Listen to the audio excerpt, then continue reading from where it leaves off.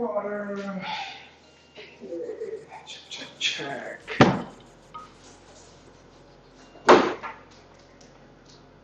Oh, this is long. Confused.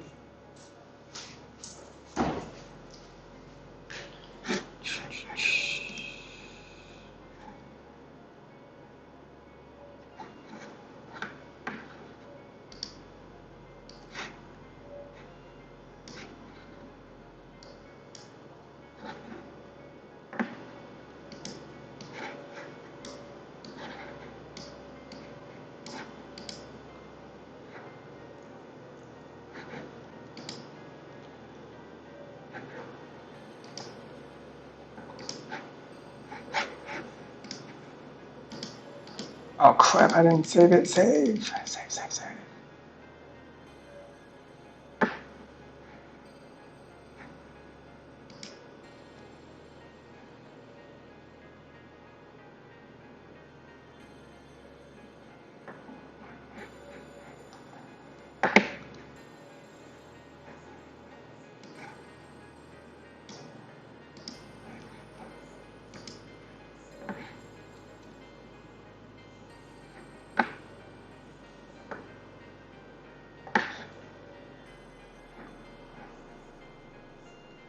Cool. Looking good.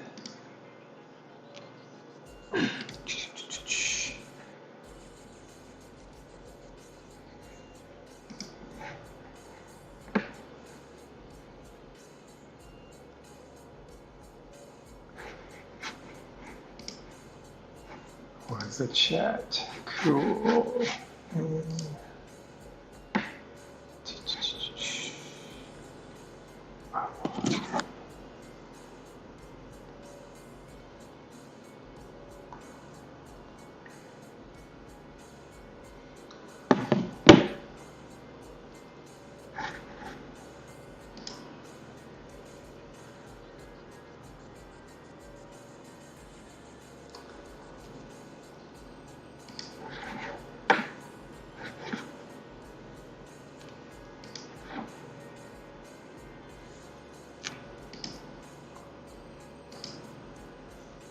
Hey, what's up? I'm Al Cox. I make games, play games, and everything between. And today we're going to be going over the color bounce template. Special thanks to Brave Warrior who hooked me up with these templates. And, you know, I find it a lot of fun to just go in like other people's templates because I'm always, going through my own game. And that can just be tedious when you're explaining all the different facets of your own game. So I thought going through someone else's game, or in this case template, would be really cool. And I generally don't buy templates because I could easily see myself making a template within, I don't know, let's say a week or two or a month. But I do think it's a really good deal. Brave Warrior, if you don't know, he has a really cool YouTube channel. He uses Unity and Buildbox and has been making games, specifically more templates, for a while now. He even has a really good roller splat template that's completely free on his channel, so check that out. I should probably actually leave a link to that as well. Let me grab that. And yeah, so let's get my face a little lower. Got my webcam working. I had to, oh wait, that's the wrong picture. Come on. Oh, I locked it. Unlock.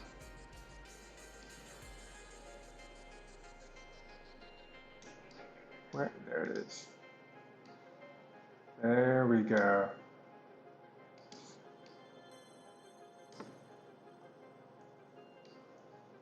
So yeah, Brave Warrior he usually sells this template for like $40, which honestly seems like a really good deal, roughly like $10, or give or take $10 per template. But here's like a 5-pack in one, seems really cool. And luckily, one of the cool things about having a YouTube channel is you can easily talk to other people who have a similar size YouTube channel. And he was kind enough to hook me up with this, and I totally want to like just go in and see how it's done, and not to give too much away, but definitely like just see how someone else puts together things in Buildbox. I know how I would create, let's say, what do we have? A shooting character, which is kind of based off of the Voodoo game, the one in the middle. What was the name of that Voodoo game? I can't remember. Hey, what's up, Dante? Hola, Alec. Do you have time later to explain me how to use pull template, pull to move mechanic to make character jumps one platform to another? I don't know how to do that. I would definitely check my videos that I have. I don't necessarily have time to go through that with you. I do have some quick tips though. Um, First thing is put it on your phone. I made a game using the pool template and it uses the slingshot mode. So first thing to do before you start to build up, and maybe even with the template, is to put it on your phone so that you can see the mechanism work and then have an actual real like understanding of how it works from your computer to your phone. But I don't, today we're gonna go over the do color bounce 3D. Maybe in the future I'll try to make, and I don't see why not actually, to go through individual templates with Buildbox. Like I said, most of the live streams I've done in the past were just going over the game I'm working on. But yeah, when you go over and explain every little detail of the game you're working on, it kind of makes you not want to work on your own game. So that's why I'm doing this with the color bounce. And Brave Warrior was nice enough to hook me up with this asset pack, which is available to you at discount if you want. If not, definitely check out and see how things are done in Buildbox. I do like that idea and have thought about doing something like that with the Buildbox templates, but if I had to be honest, a lot of the Buildbox templates, they don't necessarily update them. So literally like the nodes and systems and the things that make up the templates are maybe 1 to 2 years old. And I always find that they don't work the way that I like. And again, I'm someone who's been using Buildbox for like a year, or specifically Buildbox 3 for a year. I have 2 years experience using Buildbox 2. And so I generally like to make my own, or just start from scratch. But if other people would like to see me go through the pool template, please leave a comment and a like to let me know, because that's totally doable with me going through them in a live stream, because it's something else when you go through a template, see how it works, understand it. Be sure to check out my videos. I would think I have something like that, because definitely when I was learning Buildbox 3 the first year, I would make videos about everything, literally everything, and like how does the float object work, but nothing comes to mind where I specifically use the pool template. But I use that to make a game for one of the Buildbox game jams and put that on your phone, because that slingshot, it did not work for me the way I thought it would. And the game was just a lot more fun to play on the computer than it was on my phone. So yeah, no, I like the suggestion. It's just that today is about Color Bounce 3D, and I'm totally serious. Like, put it on your phone, because for me, it didn't, when I was like swiping and the pool, like I didn't like it. I didn't like it, and there's ways that you can make the area where you drag the character bigger, but a lot of times when I don't know how to do something, I'll just spend a lot of time trying to figure it out. And the pool template is a really cool template, but take tips that I gave you, and I strongly recommend you just put them on your phone as soon as possible when trying to play with it, because uh, nothing's more of a bummer than the game not working the way on your phone that it did on your computer. So where were we? So yeah, Brave Warrior. This template, it's a cool template. It's got like 5 different templates, and if this goes well, we'll hope to go through all of these eventually in time. Oh yeah, the the discount code, I put the link in the description. I don't know how long it's gonna last. My guess is at least a month, hopefully.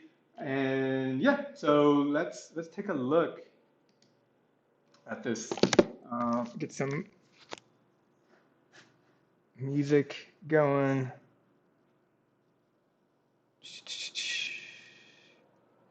Do, do, do.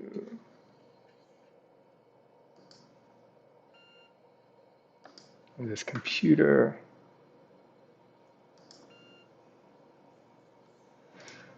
Cool.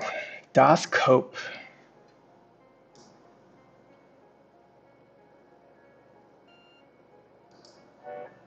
So this is the color balance template. I think even Brave Warrior has a video, but let's just take a look at it off the bat, see what this game is all about. And I want to mention that this game, this type of game, was really popular maybe what year we were in 2020. I want to say 2017, 2015. Oh, crap. No, that's not.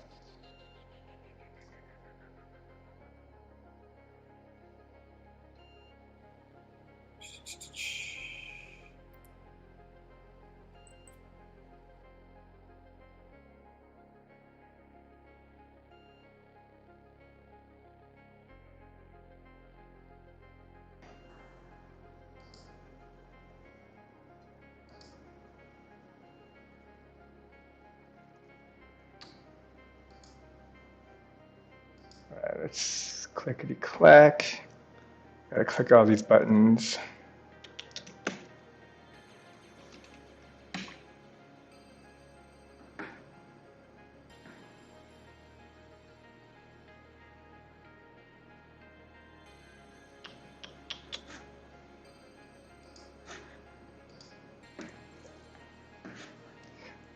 Yeah, Alec, there's learning something new is the everyday. I think that is always the best mindset to have because, especially when making games, there's just I learn something new every day. I was working on my game today, and oh, I did some cool stuff. I had no idea how to do it, and I was like super afraid to try to play with and move the camera movement, but it worked out great. So.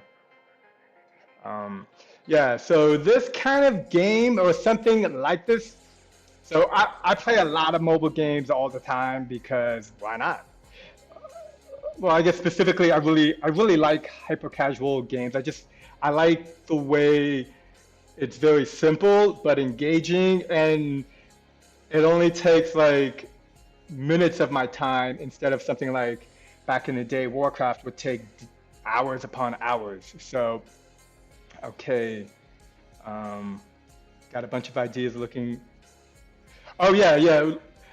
I'm glad that, and be sure to write down your ideas, put them in a book, and then, whenever you feel like you're running dry on ideas, you can just always go back to the book. That's what I do because sometimes when the ideas are flowing, you gotta put them down on paper. Otherwise, me personally, I forget them easily. I think I'm gonna put these on. Nah, it's like the blue is not as blue with these, and this is only gonna be for 4 hours. Jeez. Okay, so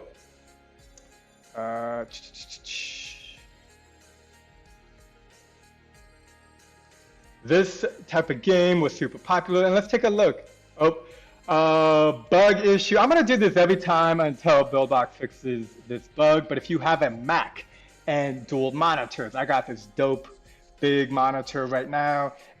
It will never work. The preview window will never work on the first load. You will always have to reload it. See, doesn't work. If I reload it, this will work. I'm not gonna lie, oops. Okay, and I'm dead. I generally don't even use start menu buttons. That's just not my thing. I think we're in 2020 and games just go straight into the game more or less. And look at this. I'm amazing at this game while talking. And yeah, we are going to take a deeper dive into this of how it works. I'm trying to like look at there and over here and hey, what's up, SJ? Welcome. All the way in India. You know, I lived in India. I lived in Goa, India for a month. That was a long time ago. The Wi-Fi could have been better, but Wi-Fi is never good by the beach. Yo, what's up, Matt? Welcome. Yeah, Brave, and those 5 templates. Brave Warrior is he's like pro. He's pretty good when it comes to just making like templates. I have no idea how the template industry is. I know. Oh yeah. Before I even I always forget so many things. These templates cost money, but if you want a template for free, I make templates for free all the time, and I have videos, and I'm for the most part not that organized. That being said, I have links to free templates of mine that literally people have taken, copied, and then try to resell it. Whatever, no judgments. Everybody's trying to make money, I guess. When I can tell that it's clearly my template being used, it's like, dude, I know I could spend 1 hour and make it look like a completely new thing, but everybody is coming at different levels. So I have one template that is like similar to color bounce, another template that is like, why am I blanking? Flappy Bird, it's like Flappy Ball, which is also available on the App Store. And then another template. Oh yeah, and then I made a game in roughly 30 minutes and uploaded it to the App Store. It's got like a dual control button. All those templates are free. If you like free templates and you know, leave a comment, let me know what you think of it. And if you want more like this or that or something, let me know in the comments and I'll see what I can do.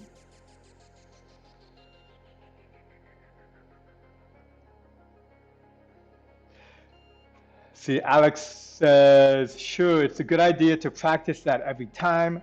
Paper, pencil, with every stream, and playing a lot of other games to learn mechanics and art stuff too. Yeah, you have the right mindset, or at least you have a very similar mindset to me. A lot of people, sometimes I think they don't know where to get started, and you just need to get started anywhere. You could start anywhere. You could start by playing a game, breaking down that mechanics, and like here, let's take a look at this game and I'll break down the mechanics.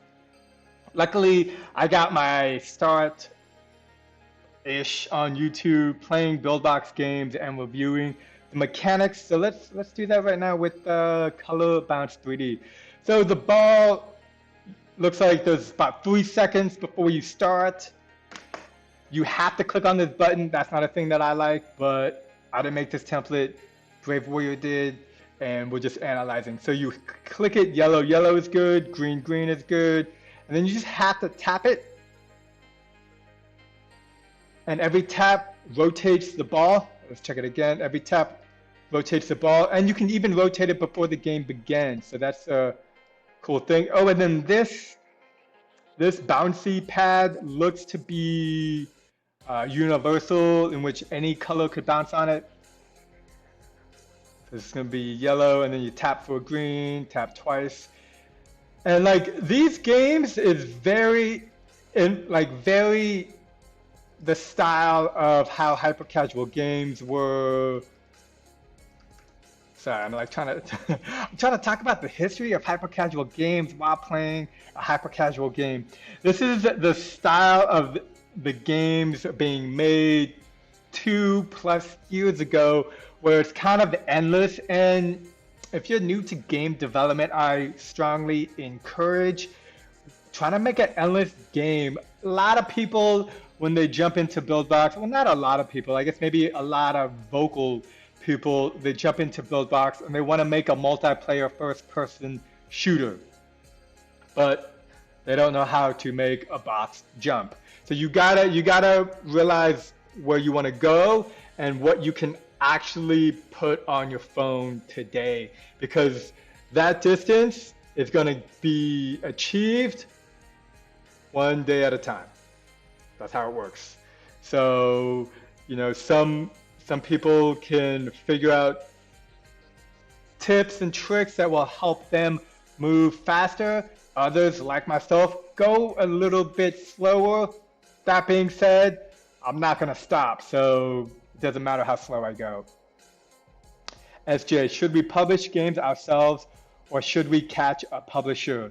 So that is a really good question, SJ, and I think that really depends on your goal and what you've done before. So, SJ, like, how many games have you published to the App Store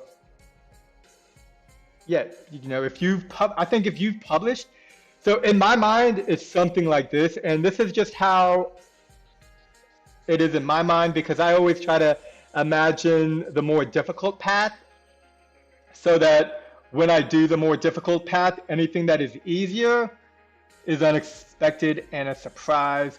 And I'm already just trying to grind and do my level development every day and learning a bit by bit. So it depends. Like I think, let's take myself for a good example. I have a game and I think maybe Quali is interested, but the biggest thing with any game is your numbers, the data. The hyper-casual game industry is all based on data. Like it sounds kind of weird, but it's essentially what they try to do is, if your game looks fun and new, I think innovation is, let's say, a huge part of this. If somebody sees an advertisement for your ad, and this is how the whole publishing industry works, so this is also just good information. If you're gonna make ads for your game, if somebody sees an ad for your game, if I show if I show enough people an ad, eventually somebody's gonna download it. Hopefully, that's the idea. And then if that person downloads your game and they play your game, cool. Now, if they play your game the very next day, that's called day one retention. I think that's how it works. And if that number is within a certain degree of, I think Voodoo used to have it, so it was like above 55%. So roughly the majority of the people played the exact same game the following day. That's really good statistics numbers. But then the other number is, do they play that again? Do they play that game again in 7 days? And if that number is above a certain percentile, and then there's another number, KPI, in terms of the key performance indicators that publisher is looking for. Basically, there's a lot of math going on. And if your numbers meet the publisher's numbers, then awesome, and they will likely sign a deal with you. I don't think publishers prefer Unity. Okay, so any game that has hit #1 on the App Store that was originally built by Buildbox was eventually remade into Unity, because again, it's all about the metrics and the numbers, and the SDKs don't necessarily go well into Buildbox.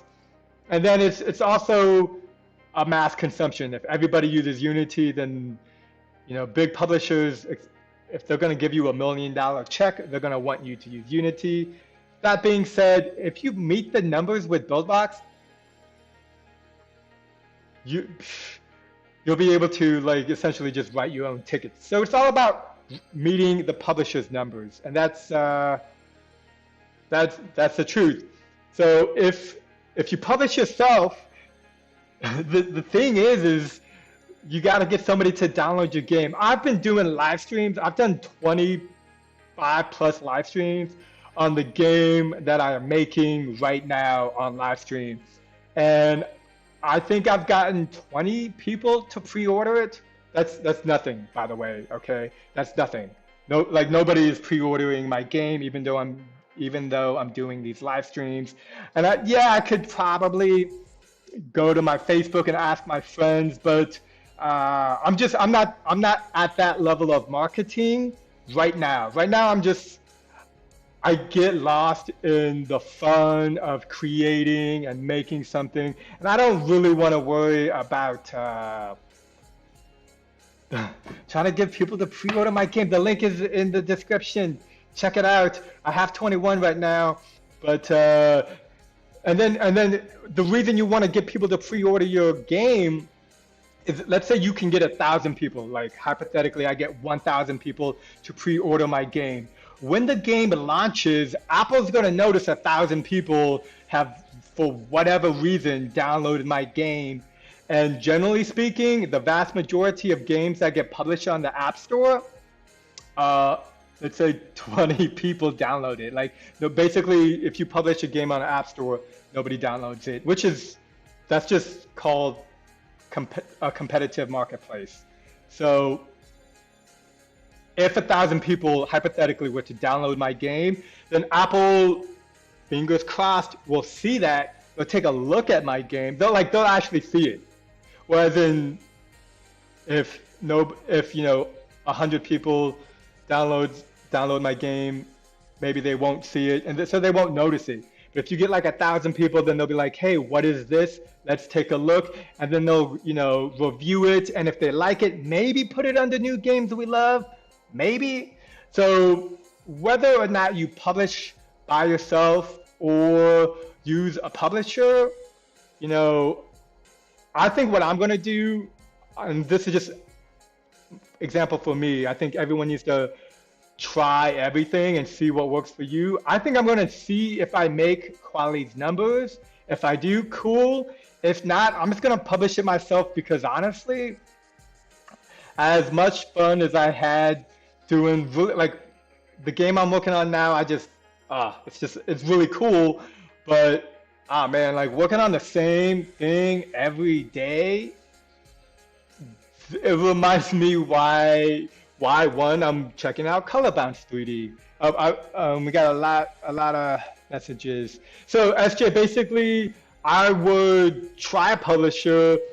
It's most likely you won't meet their numbers, but really good research in terms of working with the publisher like Voodoo or Quali, right? Like Quali, the fact that Quali and Buildbox have a relationship is huge. Like I don't state it enough because I'm still working on my game, but it's a really big deal. And generally speaking, the way it works is the vast majority of people who will be testing their games with any publisher, 99% will not meet the metrics. But you do want to learn how to go through that process so that when you do eventually have a game that you're like, yo, this is cool, you know what you're doing. So it's a little bit of both. I hope that helps answer your question. I read the new wave of publishers in hyper-casual market are outright buying games they think will make a huge return of investment. No one is doing rev shares anymore, I hear. I mean, there's a lot going on. I haven't heard that specifically. I could easily believe it. I just think when it comes to hyper-casual games, it's so new and there's so many things going on that to say one thing or another is too premature. So it's like when Pac-Man came out, it's like saying, oh my God, all games are gonna have a maze or something. Like there's no way you can tell what the future will be while being in the present. You can guess. I just think hyper-casual is gonna go in every direction possible. Some of them will monetize more and some of them less, but it's not going to change the fact that more people are going to be playing games every single day than were the day before. You know, there's just more people. When I'm on an airplane and I see an older gentleman who's like in his late 60s playing a mobile game, you better believe I'm looking at what game he's playing, what's he doing, because he wasn't playing games, and I'm generalizing, but it's likely he wasn't playing games 5 years ago, 3 years ago, a month ago. So hyper casual industry to me is very fascinating because it has the ability to appeal to a gamer like myself and someone who has never played a game. And I want to be clear, I also like hyper casual games because I have spent years playing games and almost like my level, what, 60 something on Warcraft from a decade ago. Like, I feel like all the leveling up I did in that game no longer applies to me today. But all the leveling up I've done while using Buildbox or even Unity or Corona SDK is all skills and lessons, whether or not I know it, I can utilize today in making my own game and even reviewing someone else's game. Hey, what's up, Jason? From what I've experienced in the last 3 months of bouncing between 5 publishers, they're all doing the same thing. So, Jason, what do you mean by they're all doing the same thing? What is all doing the same thing? From your experience, which I'm super interested in because I just don't talk to publishers. I think I would rather live in my own little world where I'm in my mom's basement, can't go outside, have nobody to talk to. COVID's a real thing, and make games and play games and everything in between. So they're all testing protos and doing about 50-50 rev share. Yeah, so the thing with please be careful with publishers. Like if you do sign a deal, make sure you get some kind of lawyer. And I've talked with someone who even spent almost a whole year with the Buildbox game, and they essentially lost the rev share because that publisher remade the game in Unity, got it all the way to #1, and the person didn't get the rev share they would have gotten if they made that game with Unity and worked with the publisher. They got a fraction of it. So fair warning. And yeah, I like to think of myself as like completely different. I'm not trying to make money. I think it would be cool, and I'm just trying to get better at making games, honestly. And I think you get better at making games. This is gonna sound crazy, by making games. I think every time you make a game, your next game more or less is better. And if you just keep doing that, hopefully around the number 50, I don't know, maybe you find a groove, maybe you decide you want to do something. I don't know, but that's how I look at it. But that's because that's where I'm at. Everybody is coming at this from their own perspective and their own goals.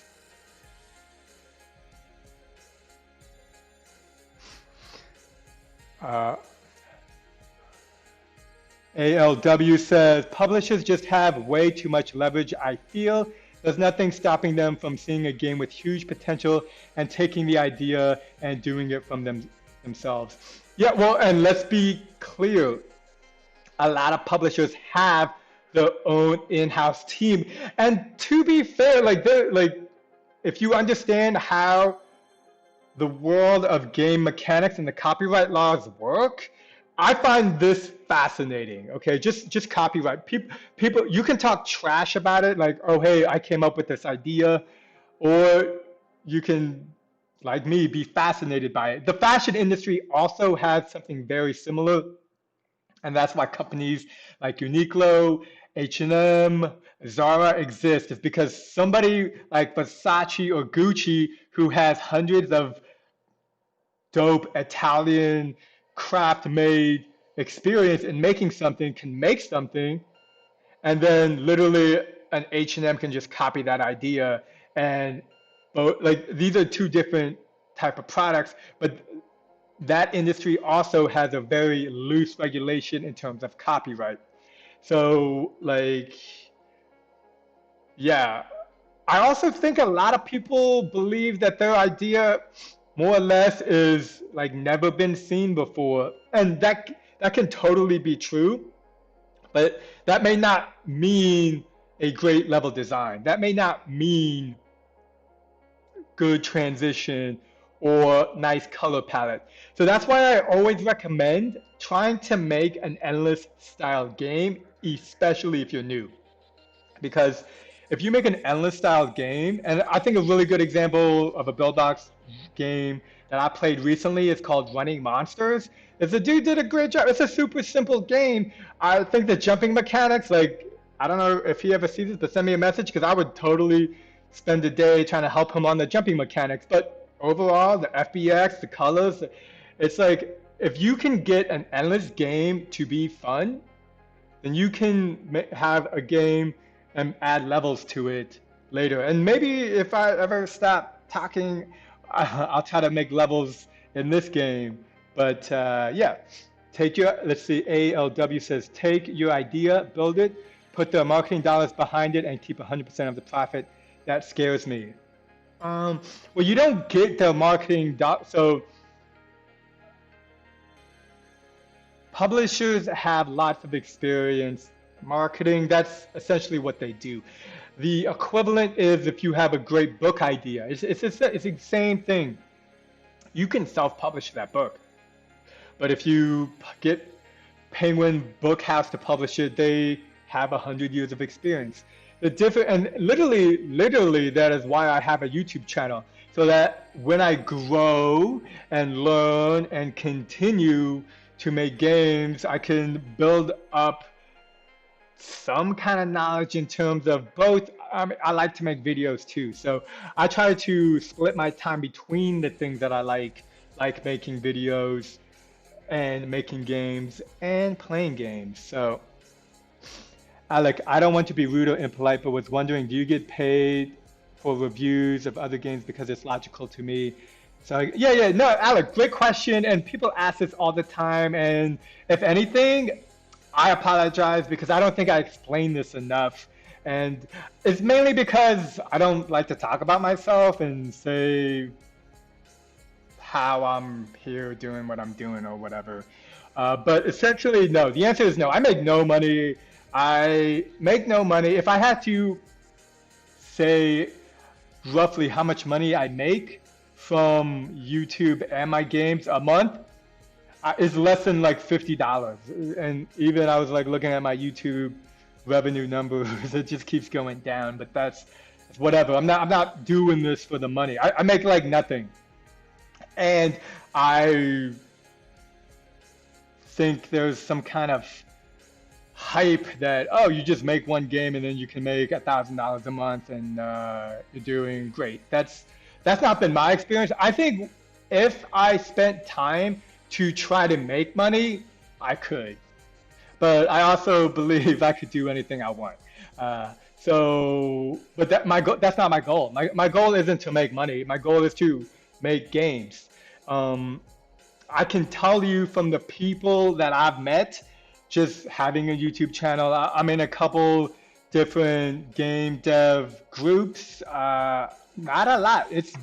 I would say for every like 100 people that try, and it could even be like 100 to 1,000, like they don't make that much money. If you can get a hit game, let's say you get a game featured in European countries and you get like 15,000 downloads, or 20,000 downloads, my guess is then you can probably make, hopefully maybe $1,000, and this is self-published, $1,000 for 1 month.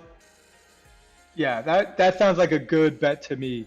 Maybe the second month depends on how many people download it, because it's all about the downloads. And to really hit a profit positive way, you need to at least get 20,000 people. Now, how am I able to do what I do? Okay, so I don't think you're gonna like this, but after college, I just got a job, lived in San Francisco every 2 years, wasn't making any game. Every 2 years, get a new job, you know, make more money.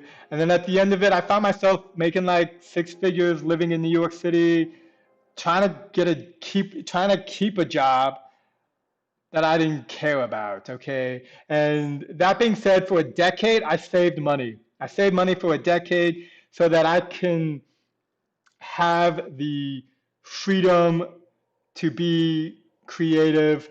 Basically, when I was working like a cubicle job for 10 years, I was really good at organizing ad operations. I have a LinkedIn page where it says, ad operations. And 10 years later, I just didn't want to be a director of advertising, telling people how to make more money by literally probably lying to a company, because that's how corporations in the advertising industry work. I just didn't care. So I was living in New York. I was paying like $2,000 a month in rent. And, I've grown up everywhere all over the world. And I knew that I can live for $2,000, you can live anywhere in the world for like 3 months, roughly, give or take, depending on where you go, or at least 1 to 3 months. So I just left. I sold everything I owned and went to India because a friend was having a wedding, and then I've been traveling ever since. And I essentially live out of a backpack. I live very low cost. I don't buy things. The only thing I want to do is wake up every day and like challenge myself. So I I believe human beings in general overestimate what they can do in 1 year. Like, oh, in 1 year I'm gonna make a hit game and live off of it, and underestimate what they can achieve in 5 to 10 years. Like, oh, I'm gonna be able to somehow make money doing what I enjoy doing, and then just keep doing that until the end of days. So these are just my thoughts, and they come from a lifetime of experience. So, yeah. See, thanks, Alec. Yo, what's up, Code Maya? So that's just how I'm here. I think it's super difficult to be able to make a game and make money off of it, like a 1 to 3 percentile, but it's totally possible. Like, you won't ever know unless you try. But then the second you try, you're like, oh man, this is super difficult. And that is why I try not to have it be a goal of mine, because I don't want, I spent 10 years feeling like I couldn't be creative. So yeah, I don't want that. And I feel like money dilutes that perspective. So until I run out of my savings, I'm not gonna worry about it.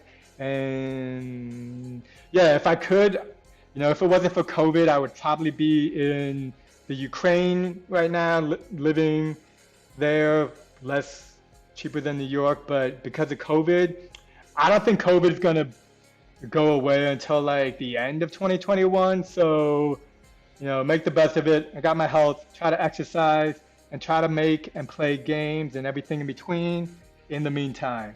Because, yeah, I don't know. I think I grew up internationally. I lived in 3 different continents by the time I was 8. So literally being in another environment is something I crave.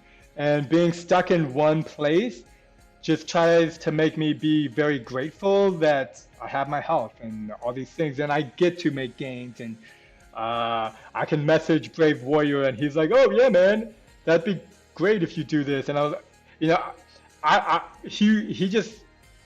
would have paid for this template, but he was like, no, you do a lot for the community, so here you go. And yeah. AWL, agree. I only want to make a lot of money so I can make more games. Yeah, see, the thing with the money is I think I used to have a goal that if I could make $100,000 a year, live in a cool city, that would be cool. And then after I did that, It wasn't. It wasn't. It wasn't. It wasn't. So I had to reevaluate everything. And when I reevaluated everything, I was like, if I could do anything, failure was not an option. What would I do? And it was travel the world and make games and play games and all that. So here we are. And COVID is a thing. Stay safe. Wear a mask. If you have a mask, you put a drop of lavender in it. It just gives you a good sense of smell. That's what I did when I lived in Thailand. So, see AWL. I think the catalyst for the influx to hyper-casual games was that Flappy Bird. When people started making 50K, everyone wanted a piece of the hyper-casual pie. Yeah, it's difficult, but who cares? The whole point is to create. Yeah, for me, everyone like that's. I always say for me for everything because I think when you've lived everywhere in the world, you understand that there's like I don't know billions of different perspectives, and if if you can at least try to take that into consideration, then it puts you in an informed place. Um, yeah, exactly. Yeah, cause right now I'm living my dream, but I don't see that's the thing, and this is, uh, I'm in a fortunate place to say I'm living my dream, but I also woke up at 7 a.m. and was like working on a game. I take Spanish lessons because it's cheaper to live in South America and I need to learn some Spanish. So it's, whatever dream you're living, if you're doing it right, for me, again, that's a for me, it's hard. It's hard work because you need to push yourself. I like I am so hard on myself and I feel like I will never meet my goals, but that's okay because I keep going.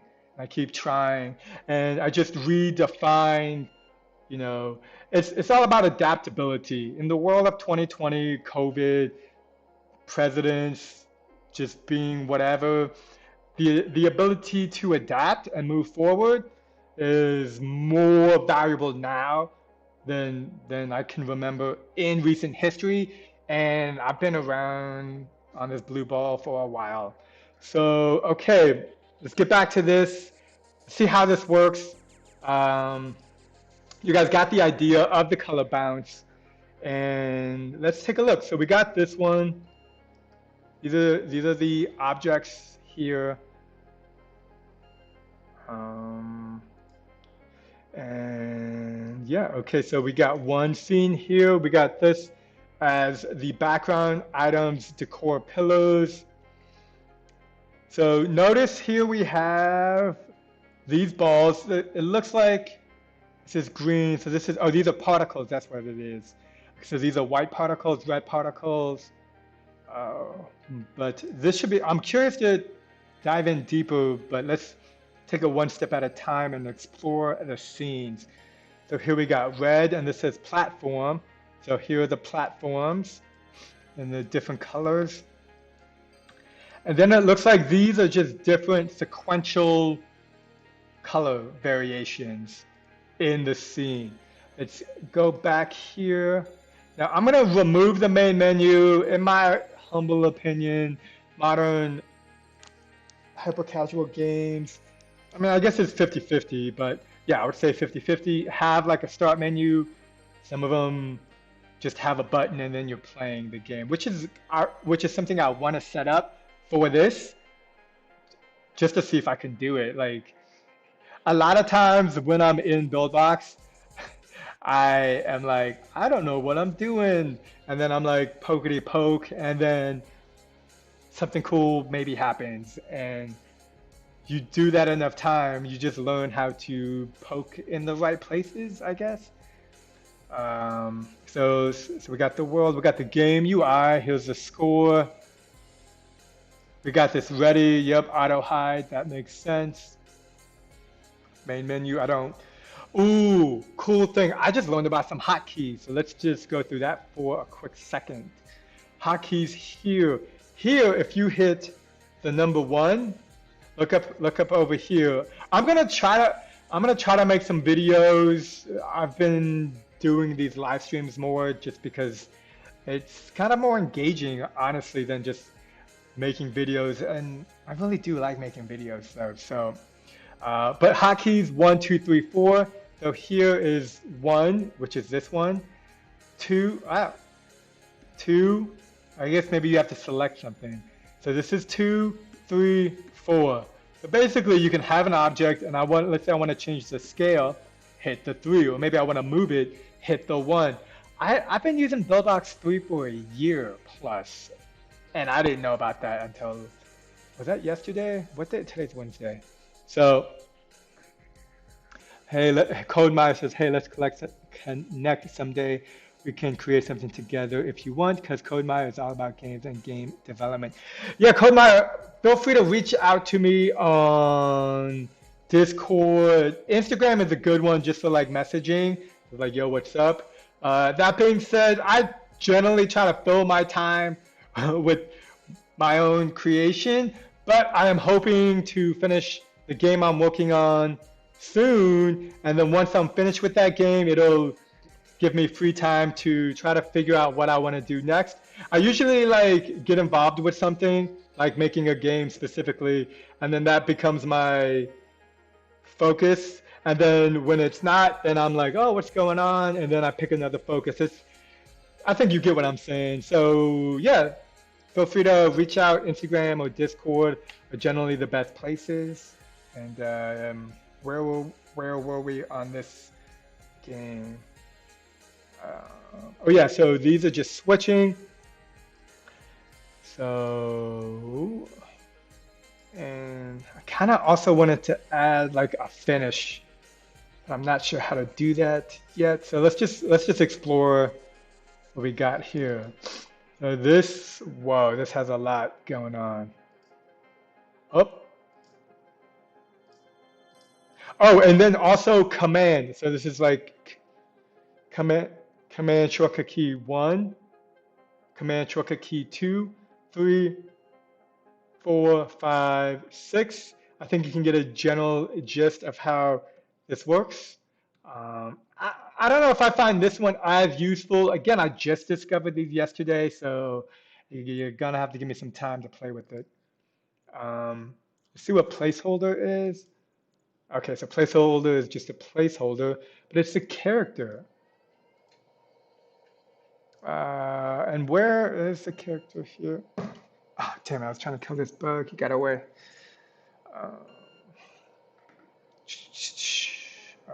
Character. Okay, so here's the character.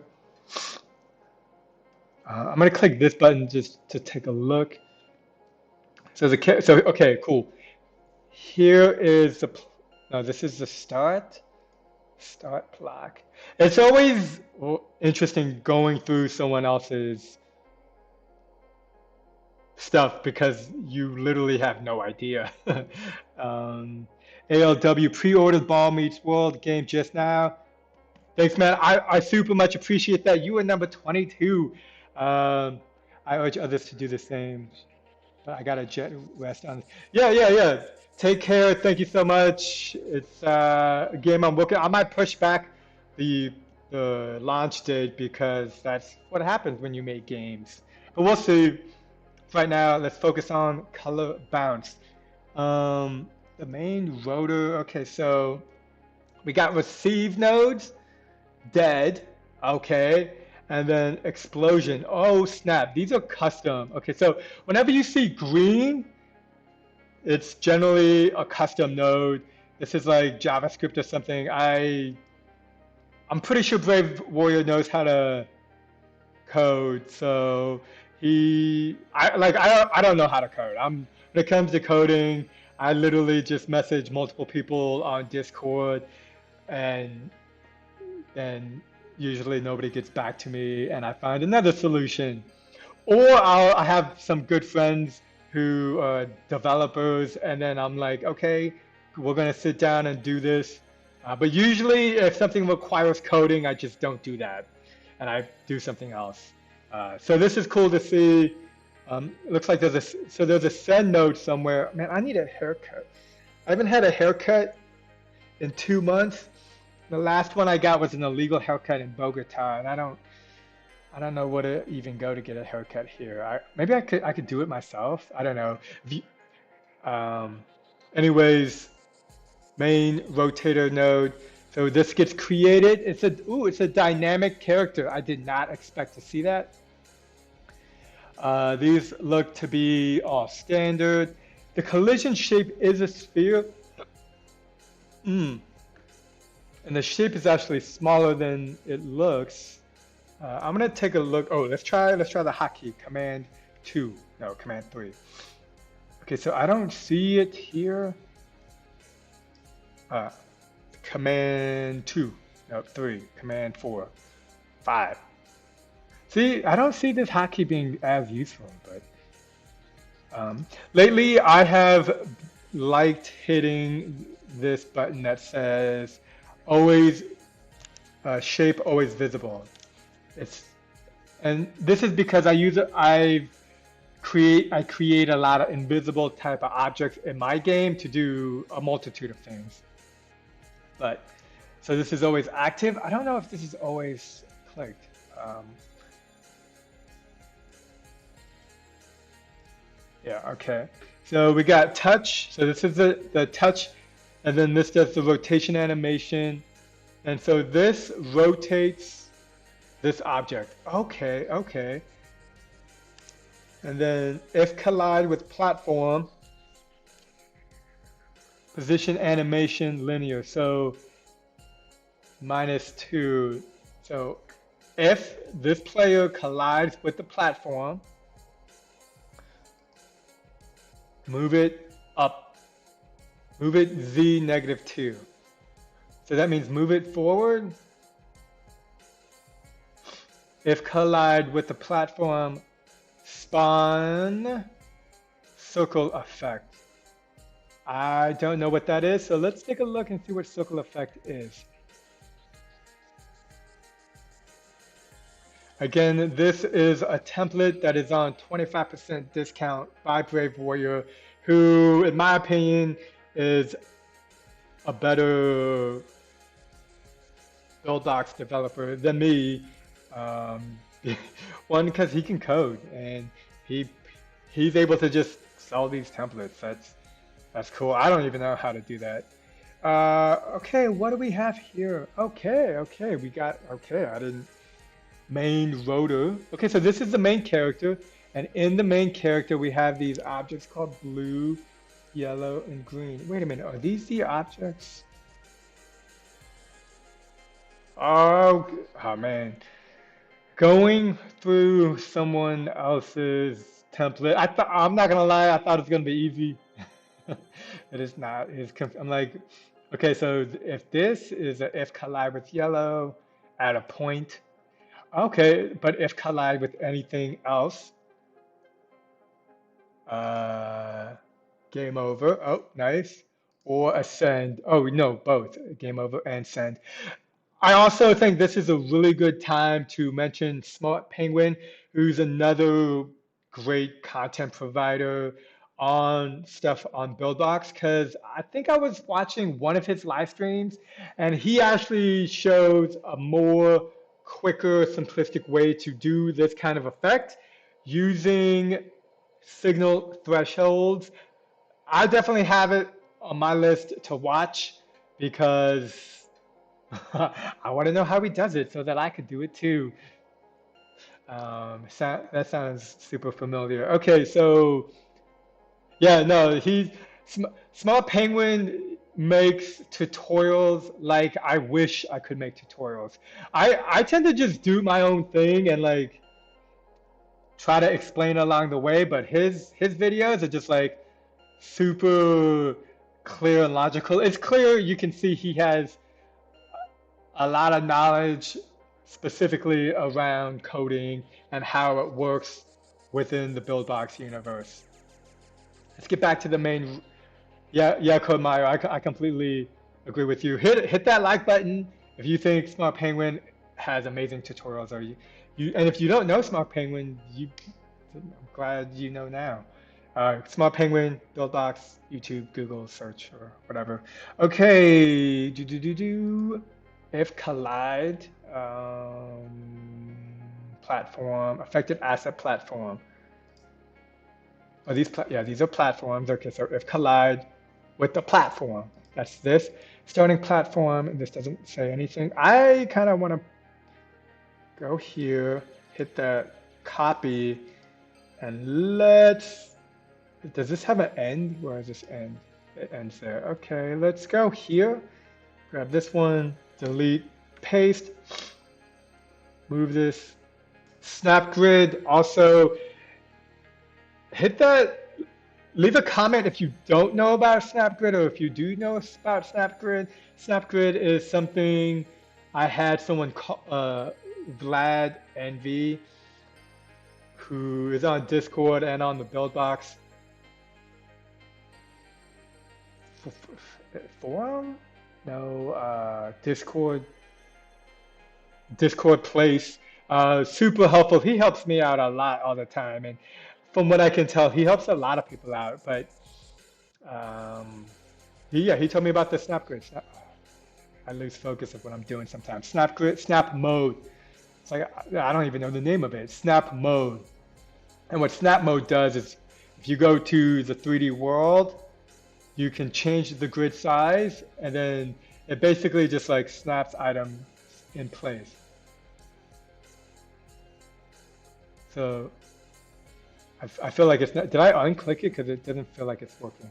Yeah, okay, so that's why I felt like it wasn't working, because it wasn't clicked. I did that on purpose to show you snap mode. So I'm curious to see if the character can jump on this and not be dead. Only because I currently think the game is like ridiculously difficult.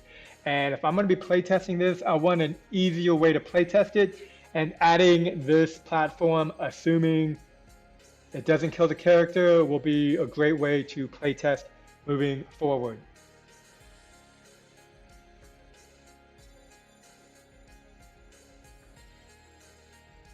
Yeah, yeah, I completely agree with you, CodeMeyer. Okay, let's test this. Select here, press the S button, and let's go.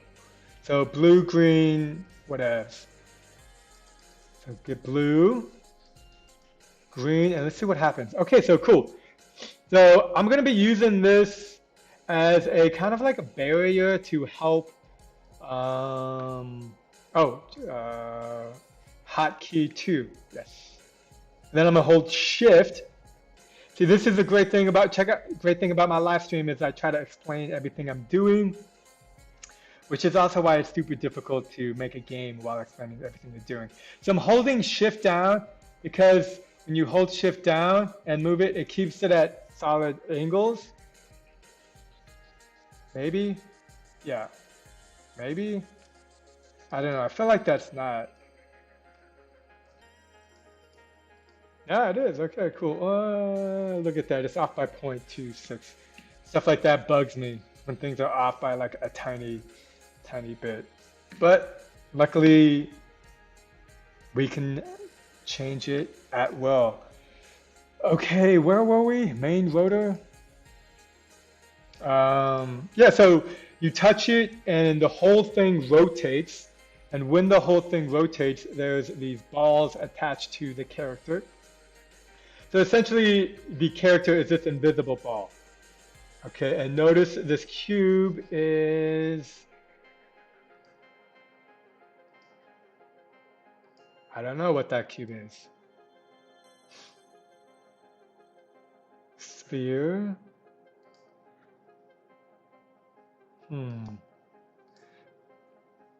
Basically, something is causing this cube to project. I'm not sure what. It doesn't really matter. We have these balls, and every time the character, which is this invisible ball, every time you tap, that ball rotates. These objects are children of the main character or player called the main rotator. Hey, CodeMeyer is asking a question. Hey, how about creating a moving enemy? I am working on a new game, and the problem I am facing is moving the enemy is not working. So, CodeMeyer, let me try to answer your question quickly in the best way I can. when moving your characters or enemies or anything, an object, a background, or whatever, there are two main things, two main movement nodes. And you have your movement node, which is green, and then you have your movement, I think it's movement. There's two of them. Hold on. Position. Yeah, position animation. So these, for the most part, will kind of cover what you need to use for your enemy or anything in your game. And you need to understand how they work because they are applied in different scenarios. And I find myself, whenever I need something to move, I grab both of them and I try them both, like literally every single time, because yeah, you never know. Um, this one is a lot cooler, but it's a constant. Okay, so it's like, how do I say, A plus. Okay, A movement plus 5, and that A is always moving plus 5 forever. Whereas in the position animation, it's more like A to B. So your enemy character, do you want your enemy character to move A to B?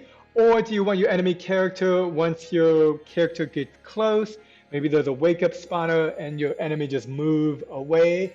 And then of course, hopefully you eventually have a delay plus a remove node to remove said character. I would begin by playing with those two for your character, but I am doing something mistake. Okay, so yeah, you're just gonna have to, I like to say play, but it's kind of work. I mix work and play all the time, so that I don't know what I'm doing. I don't know if this is work or if this is play. I'm not gonna lie. Check the is delta. Okay, so if you, let's say you think you need to use a position animation, which is what it kind of sounds like you think you need to do. Check the is delta. You want to be messing with these numbers, okay? And a good way to mess with them, and this is the same thing happens to me all the time, so it's not just you, it's me. It happens to me. I'm like, it's like I'll use the move and I'm like, it's not moving, and I'm like F5. I'm like, okay, if it's not moving, it should be moving. I'll delete 5 and I'll put 50. That doesn't work, I'll do 200. Basically, you want to try extremes. If your position animation doesn't seem to be working to move plus, do 20, do 200. Look for something to happen. Because if you're using the position animation and it's not doing what you want it to do, you want to try to get it to do something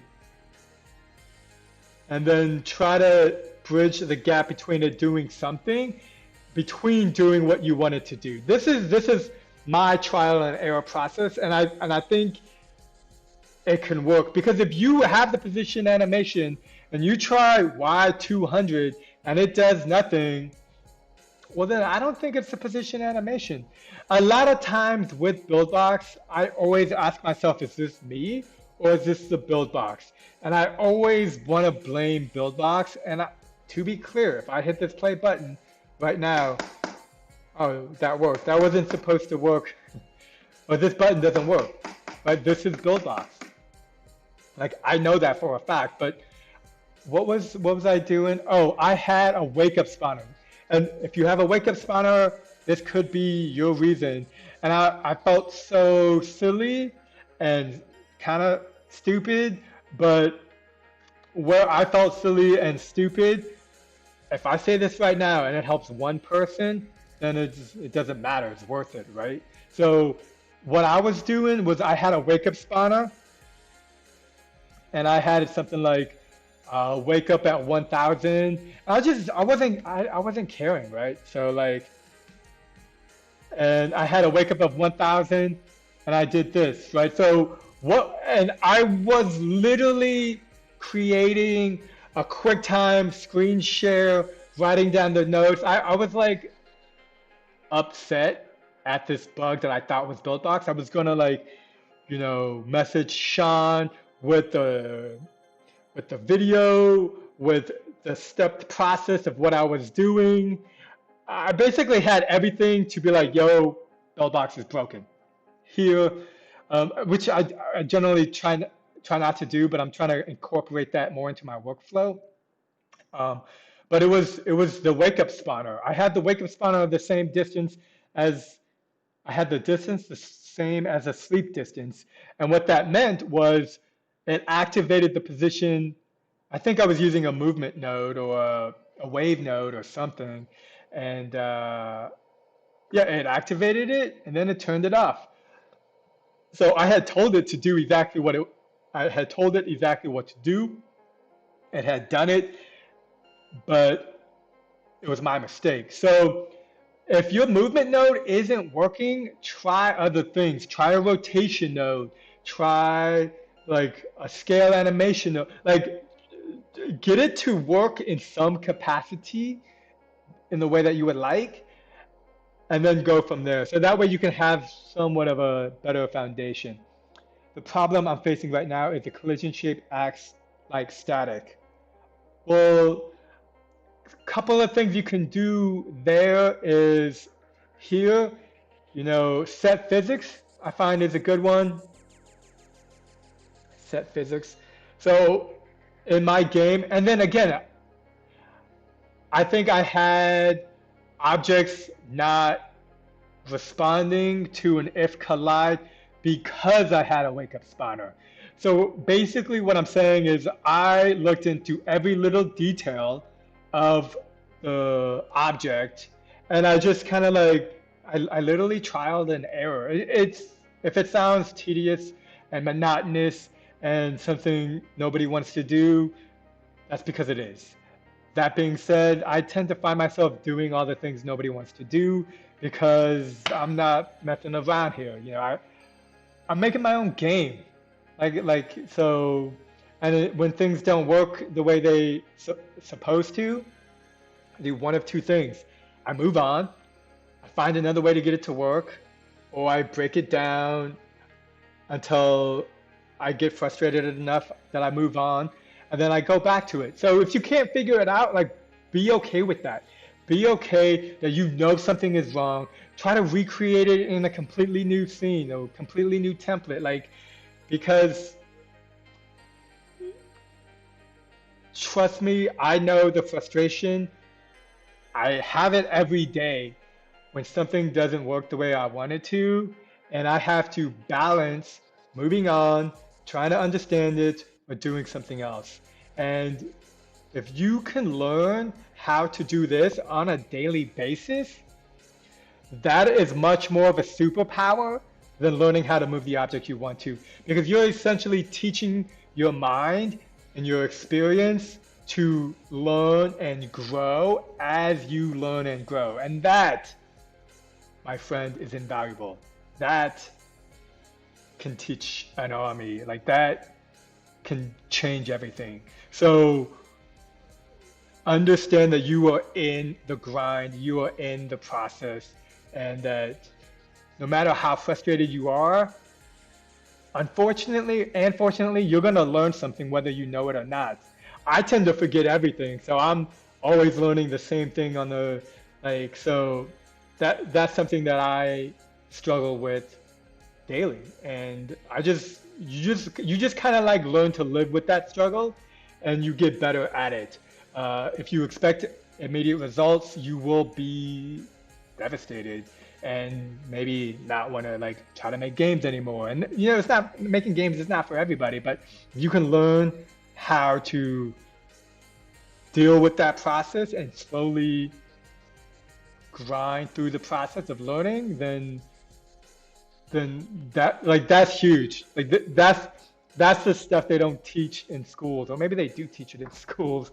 I don't know. It's been a while since I was in school, and I never liked being a student, and I barely passed. And yeah, I'm doing great. So yeah, it sounds like you've tried everything. The problem is with the collision shape. Yeah, just maybe take a break and then come back to it. I think that's also a really good way to learn is like taking a break. Honestly, sometimes I even take naps depending on what I'm doing. I know so I think I have some. I was doing a live stream where I'm like messing with FBX, which is something I'm super scared about, even though it's super valuable and helpful, only because I get so frustrated trying to learn something new. I can only take like 2.5 hours of hitting my head against the wall before I have to stop and like not look at a computer for the rest of the day. So understand yourself, learn about yourself of how much you can take, and yeah, you'll have faith. You'll be able to figure it out eventually. Maybe not today or tomorrow or a week from now, but sometimes things work in mysterious ways, and it's not for you to try to figure out how your mind is working, because the human mind is the biggest conundrum in science and religion, everything. So, yeah. Yo, welcome, Sonny. Good. Just trying to go over this game. Color bounce. Up. I'm going to try to keep. I swear, I'm really good at games. I don't think I'm good at games. I think I'm decent at games. And so, yeah, we're just going through this template provided by Brave Warrior, who hit that like button if you've heard of Brave Warrior before. He has a really good template of roller splat that I literally remade the template, did everything in that, except you're playing, instead of a maze, you go through the alphabet. But then what happened? Yeah, it's a BBDoc file and it just exists on my computer somewhere. Where were we? I feel like I'm all over the place, so I apologize. This tends to be how I am. You can tell I'm all over the place if you try to look at my playlist and things like that. But let's get focused on this template. Position animation. So I can see that the character goes down. Oh yeah, this button doesn't work. You gotta reload it. Please fix that Buildbox. Okay, so there's the jump. Okay, so the jump. So this is, whenever you see a jump node, always in the back of your mind, or at least in the back of my mind, it's like the object must be dynamic. This jump node automatically makes the object dynamic. Watch, if I put this here and I try to make the object static, it'll automatically counter that. See?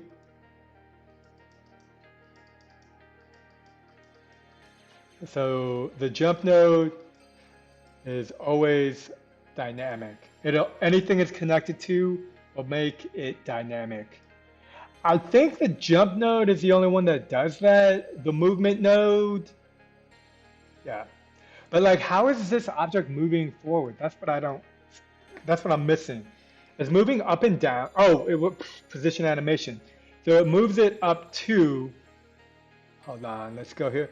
So sometimes Buildbox has this thing, whenever you don't see a solid number, computers just like odd numbers better. That's just like a thing. So let's go here. And I want to see if all of these are 2 spaces from each other. So this is 0, 0, hotkey 1 to move to this one, because that's the one that I like. Let's see, Matt says, it looks weird to me that the colored balls are so shiny and the rest of the colors are flat. Yeah, let's change it. I actually don't like shiny balls. That is something I never thought I would tell a bunch of people out loud, but it's true, I don't. Okay, and that's due to the hardness. Is it? No, it's due to the incandescence? No. Yeah, it's due to the hardness. So let's change it to 0.25. Whoa. I just expect to see less. See, that's weird. Yeah, I don't like shiny balls too. I know how to change that. So let's just go ahead and move it 0.01. So notice what I'm doing here is I'm just trying the different levels of extreme. because when basically it's not changing the way I would like it to. So I just try multiple extremes. But yeah, let's just put it at 0. I also don't like hardness. And to me, this is what is, okay. Okay, I'm gonna focus green particle.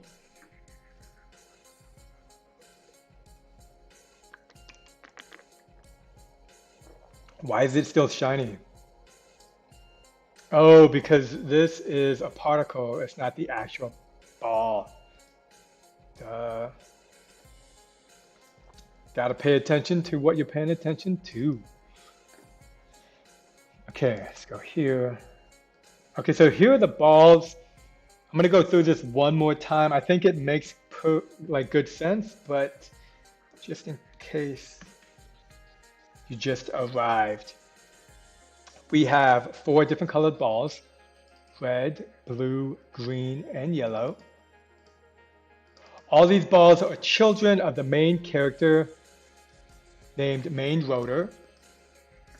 And as you can see, I didn't do that one. Oh, I need to make it 0.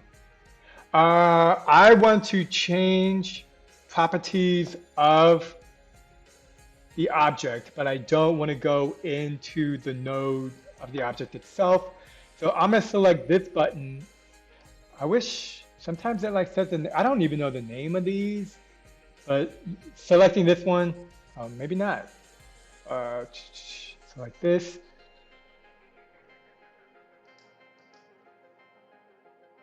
Oh, it has no physics?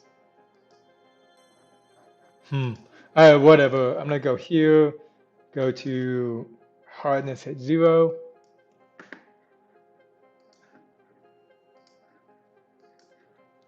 Get rid of that shine.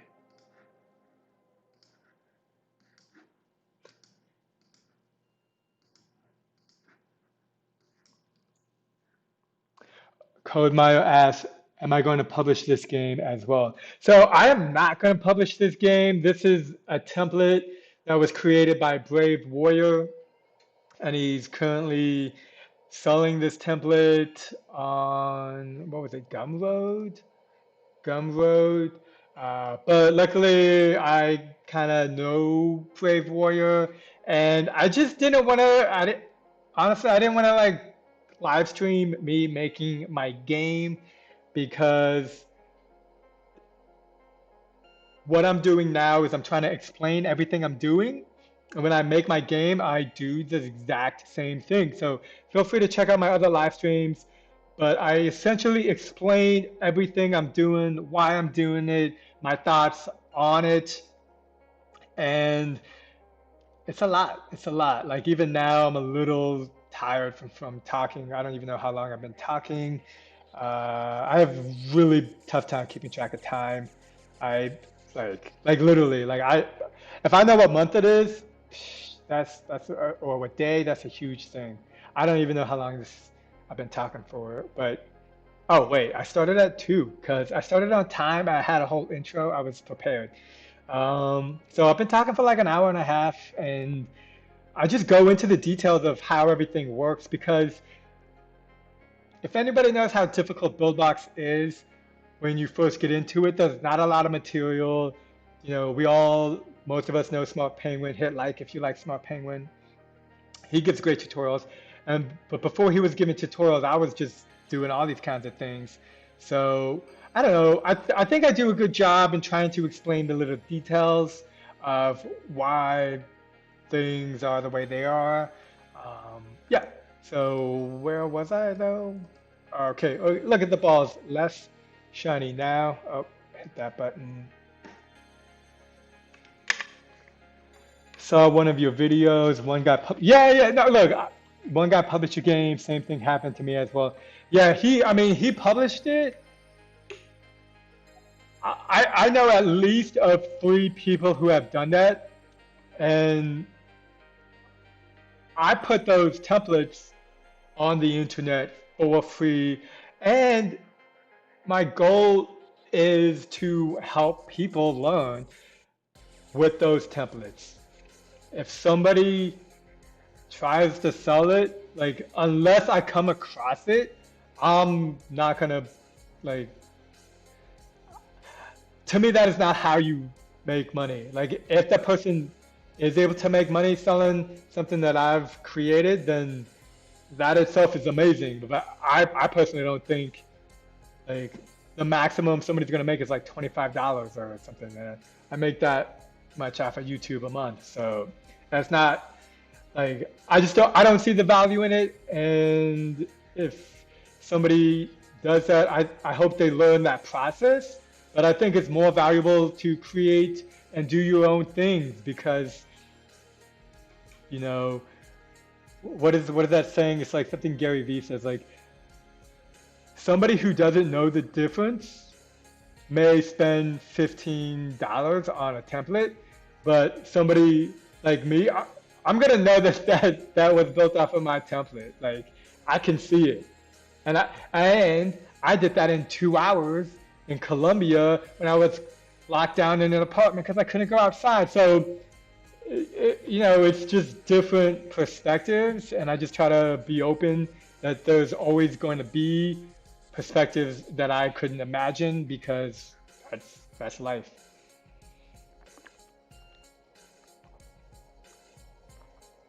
Yeah, like I said, when I made that, I did it in 2 hours for fun. I just and if someone's trying to make money off of it, like go ahead. But generally speaking, if you spent 2 hours and you knew how to work your way in Buildbox, you can literally create your own unique thing. And why you wouldn't do that is because you don't have that knowledge yet, or I don't know. Let's stay focused on color bounce. I apologize. I tend to just get all over the place sometimes. Um, the the core. So these are the background pillars. So one thing I want to mention is adding cool items like this in your background is always a good way to just take an object and you know now it's a background. And I have this example. Um, I have a whole video on this on my Buildbox tutorials. Check it out. I have a lot of tutorials. But basically, I'm going to set this to, and let's do random 5, so that when there is a background, it's either moving in one of 5 different ways. And here we can just do 1. Let's go here. 0.5. 1.5, make that a 1, 2. Basically, I'm just trying to add a little bit of random feel to the background. And in my opinion, it's things like this, it's these little touches that you may not even notice, but they make a big deal. Like, oh crap. Uh, sorry, not like this took 10 seconds to do, maybe let's say a minute. But it's nice. And actually, now that I remember, so I'm just like going through my mind and imagining different ways to do exactly what I just did. You can use a delay node and then change the timer on the delay so that it,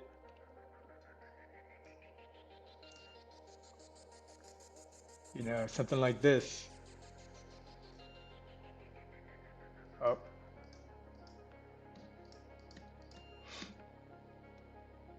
So the more you use Buildbox, the more you understand that there's literally hundreds of ways to do the same exact thing.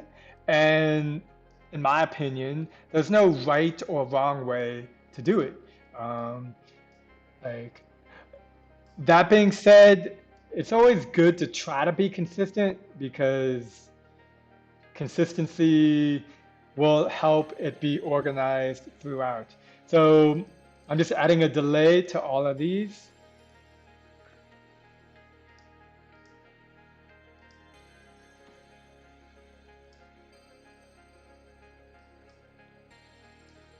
And we can see something like this.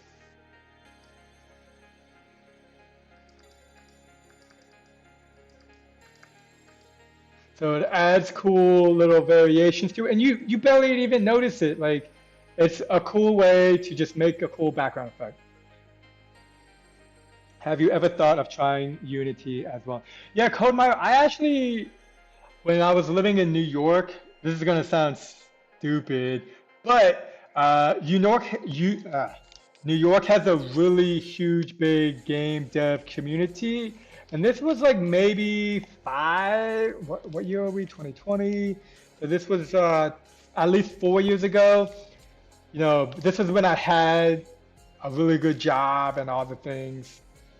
And I actually spent $5,000 on a 1 month game development in person meet at the Microsoft building in New York City across the street from Penn Station and learn how to make many types of games. Now, all of the games we made, there exist equivalents of free examples online, on YouTube, or even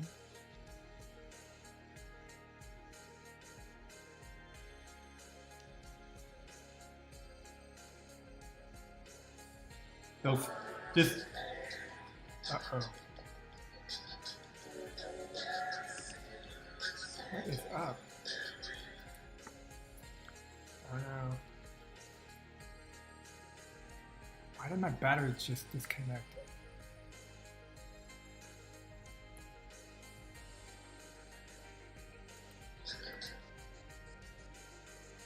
Yeah, so basically I've tried Unity and it was really cool. The biggest thing I learned from that, and I want to say it cost me like $5,000. And in hindsight, I kind of wish I never did that because for $5,000 you could literally buy a plane ticket anywhere and then live in that place for 5 months. Just saying.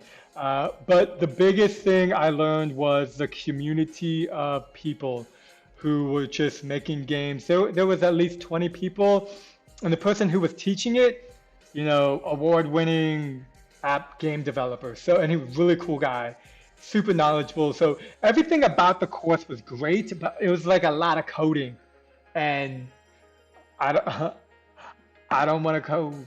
Like I want to learn basics, but I don't want to yeah. So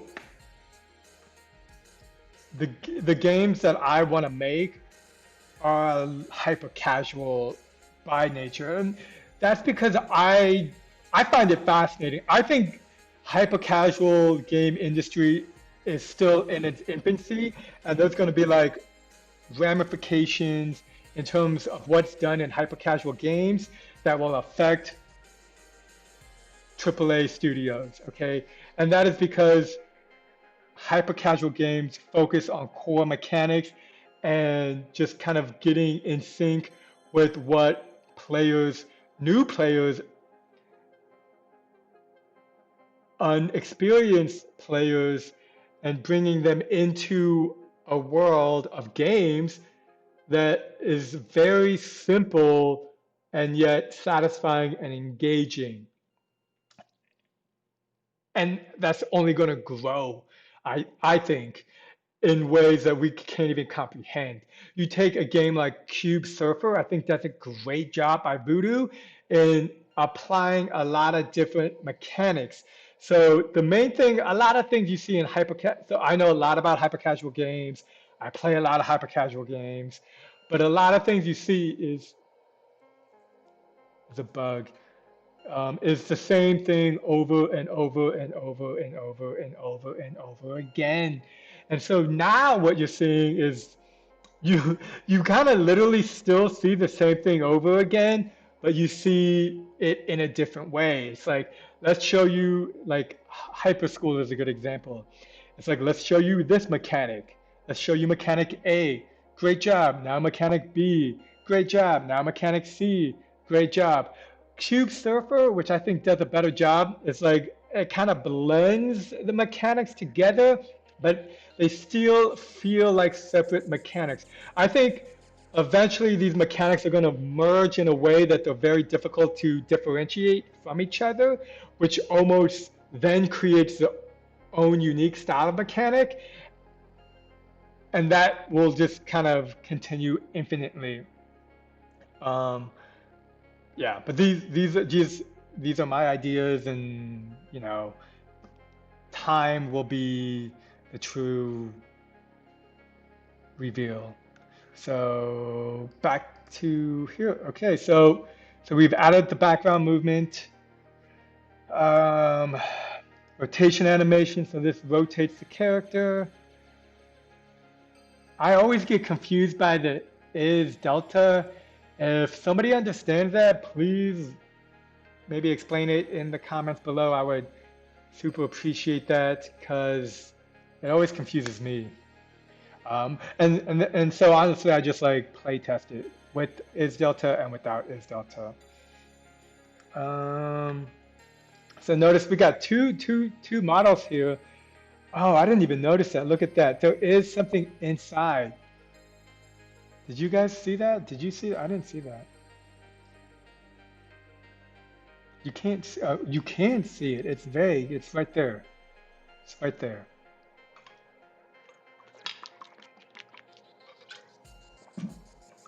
Okay. So the character is dynamic. I would have never guessed that. It falls down. It touches. It moves the position of 2 forward. And pay attention. Where is it? The rotation. Nope. Nope. So if you notice it's off by 2, I don't think that'll make a big difference unless somebody gets a really high score. You know what I want to add? I want to add a finish line. Let's just go and do that because it looks like I'm just going to keep talking. So let me talk while trying to move forward.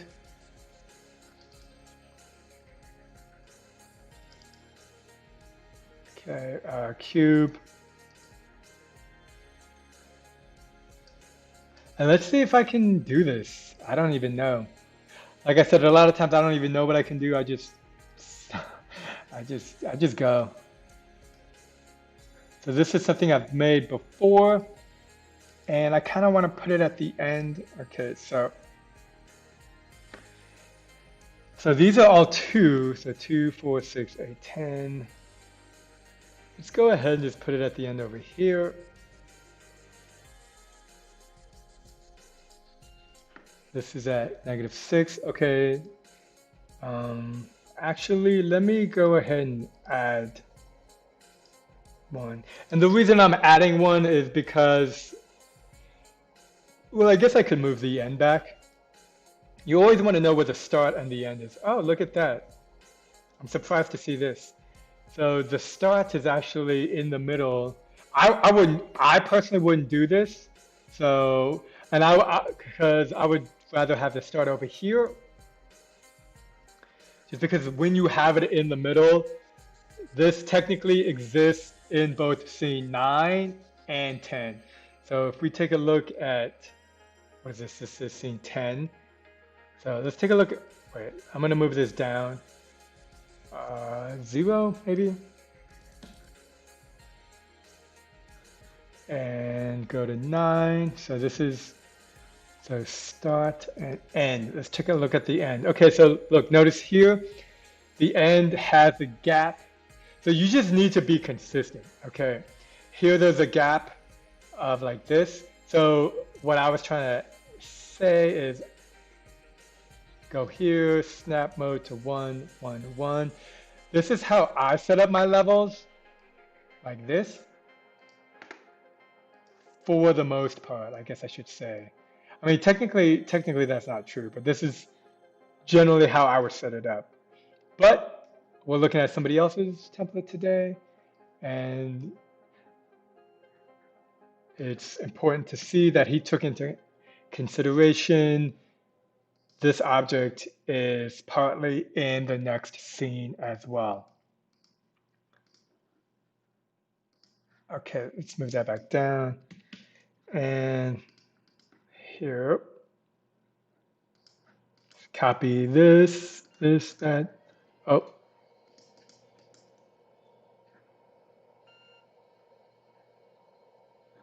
What is the cube? Oh, yeah, the cube is finished cube. Let's call it that.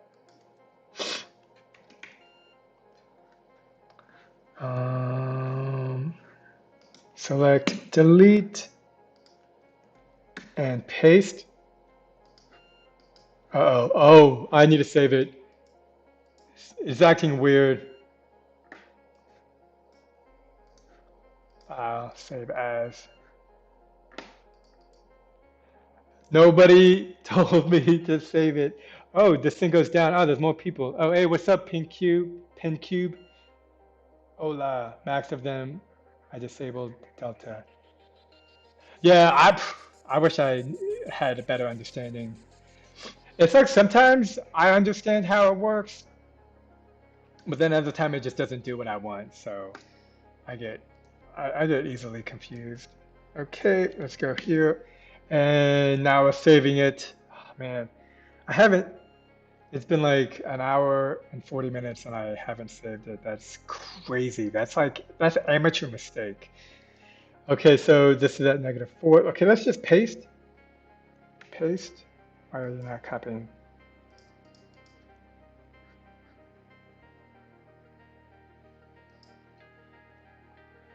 Copy, paste. Okay. Put this end. Start is there. End is there. Oh, you know what I should have done? Here, let's do this. Oh, well, actually, I can do it right now. Let's go into the finished cube. So when you have an object, this is a good pro tip.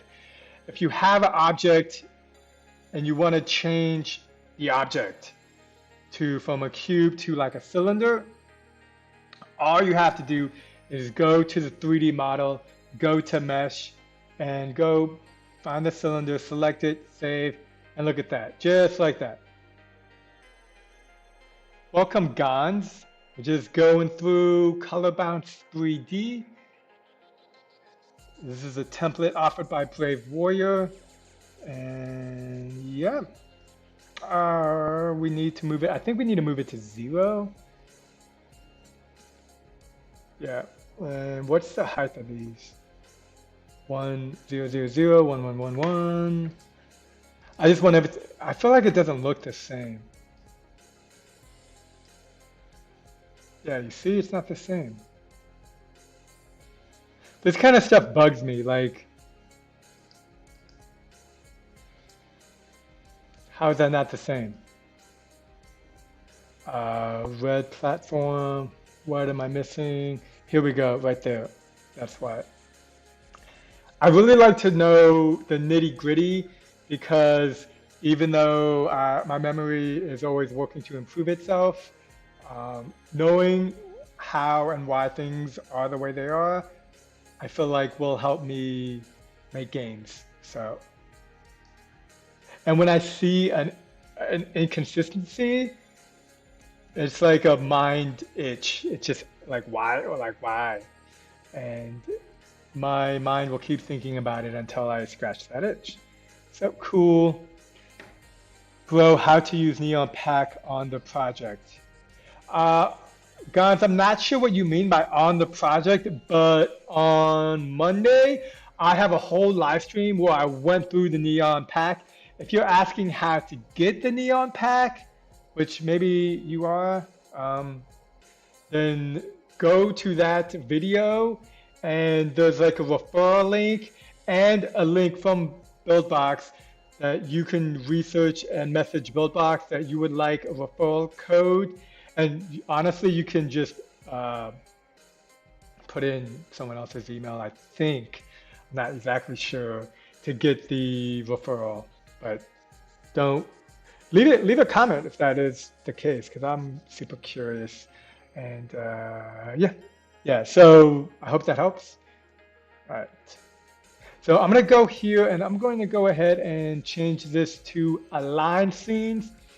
This is really, generally you want randomized scenes, but this is more of a walkthrough tutorial and we don't need to do that. So we're going to do a line, and I just wanted so when the player touches this, and I guess we can make it right now. An event, observer,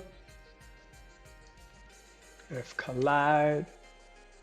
Hey, welcome Front Forge. Can you play this game? Yeah, of course. Let's do that. Let me set up this if collide game over, and then we can play it, and I can beat it, and I can get to the game over. Yeah, that sounds like a good plan. But thank you for asking me. Sometimes I forget to play. Okay, what did we call it? Finish cube. Set collide. Menu jump. Look, they fixed the bug. This bug was here for a long time. There was a bug that, okay, let's go here. And hold on, I need to change this to level complete. You have no idea how many times I forget to relabel it here and here. And then I think nothing works because it said game over. I spent a week one time, 3 days, maybe at least a day. And yeah, oh, level complete, connected. See, I almost forgot to connect it. There's no button here. Oh, here it is. Here's the button and restart. Perfect. Okay. Let's test it out. This level. Yeah, save. Oh. Okay, cool. We look good. Command S.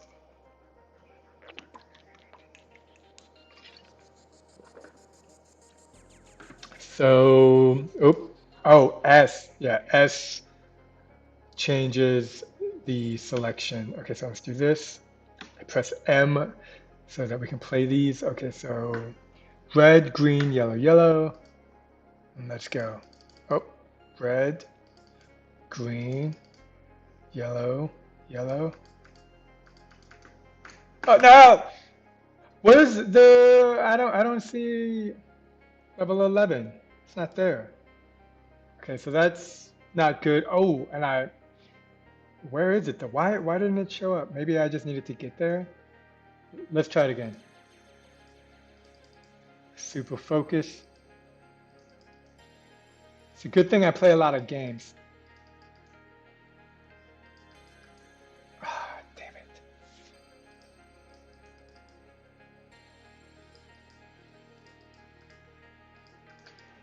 Okay. I'm just gonna do this.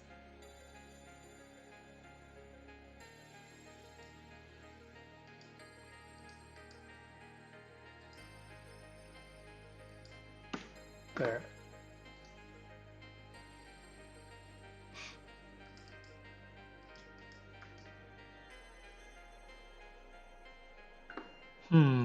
So the level complete isn't showing up. That being said, I kind of want to have these platforms move. Wake up, scale, animation. I've never seen this before. This has a wake up of a negative distance. I didn't even know you could do that. I still don't know you can do that.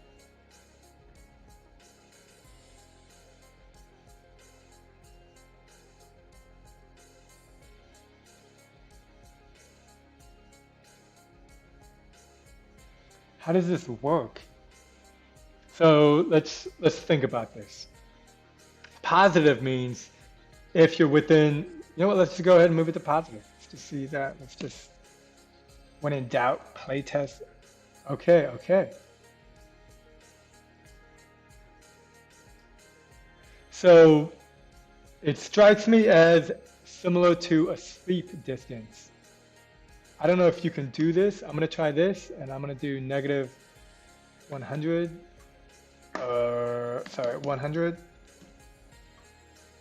Basically, I'm just trying to see if this does the same thing, but nope. All right, let's do this. Nope.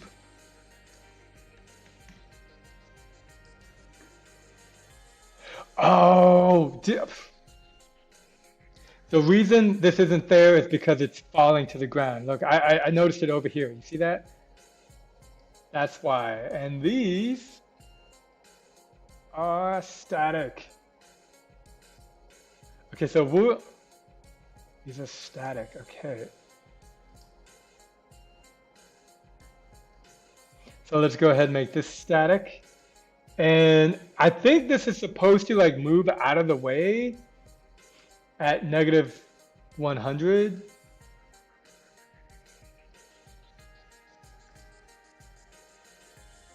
Yeah, okay, so that is cool. That is something I never knew. Leave a comment if you also did not know that you could do negative distance for wake up spawners.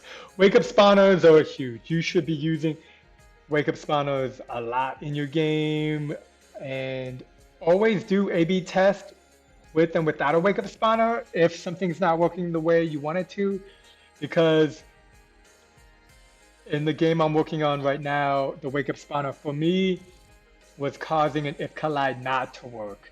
And I had it so an object was static, wake up spawner, make object dynamic. So, and then I have like 50 of these objects in a level, so you can see why I did that.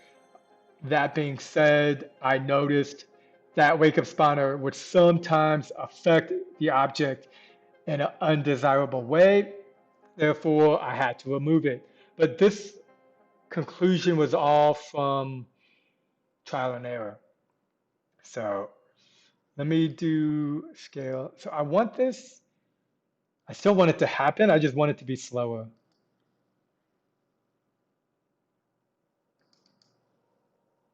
Okay, so like not that slow.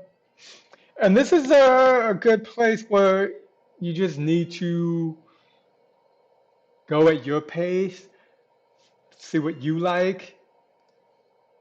And I want it to just go away slowly. I want it to look smooth.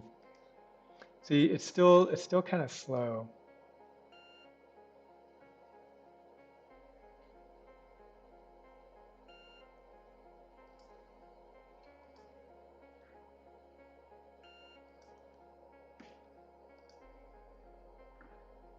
Guns, add color buttons to the game so it will be much easier to play. Color buttons mean I would also have to add keyboard control. And yeah, no, this style of gameplay and specifically this game. Oh, you know what I could do that I might like? And this is also one of the coolest things about Buildbox is you can just like move your camera around.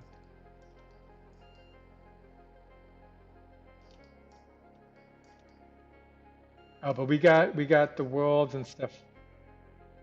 Visually, we want that. Okay, so maybe I can do this. Copy, paste. Do something like that. Well, like, yeah.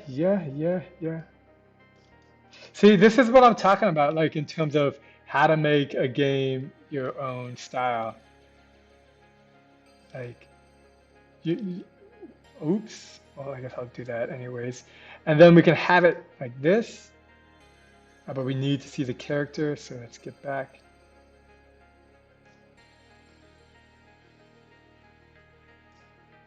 Where's the character? Oh, there he is.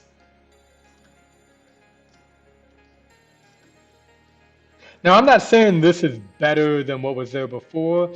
I'm saying the ability to just explore in a way you may not have thought of, or a way I definitely haven't thought of, is simply by moving the camera. And whenever I move the camera around, I like to also select the camera up here, because generally speaking, I like to know where the position is. And when you take this object, let's move it back a little bit like this. And instead of clicking this button, let's do the new hotkey, which is just button 2. Oh, no, that didn't work. That didn't work. Try it now. Okay, that did work. But it doesn't. Okay, so the hotkey is kind of a little bit of hit or miss. I don't know if that's going to move clockwise, but I'm just trying to see what's up. Yeah, so this is just a lot more difficult.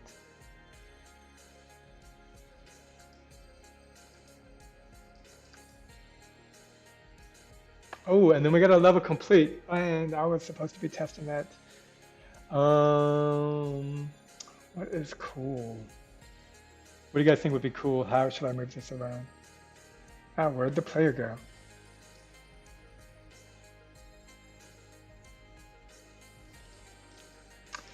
Yeah, I'm not big on isometric.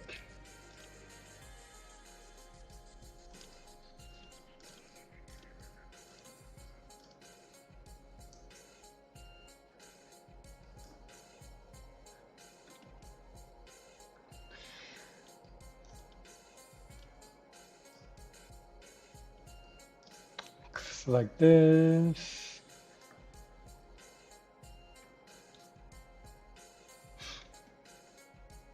Cool. The Z should be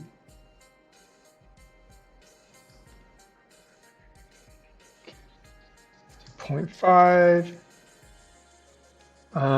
You know what I also want to change mine as well is the gravity. I feel like the gravity is a little bit much. So 9.8 is what we experience on a daily basis of the center of the Earth pulling us all down. That's at negative 9.9, no, negative 9.8. Let's try this. I'm curious. Okay. Okay, that's just all over the place. Oh, because that's more gravity? So I want less? Yeah, I want less. Whoa. And that's because of the mass of the object. See, there's always, almost, it feels like at least an infinite amount of variables. Oh, and then time warp looks to be different too.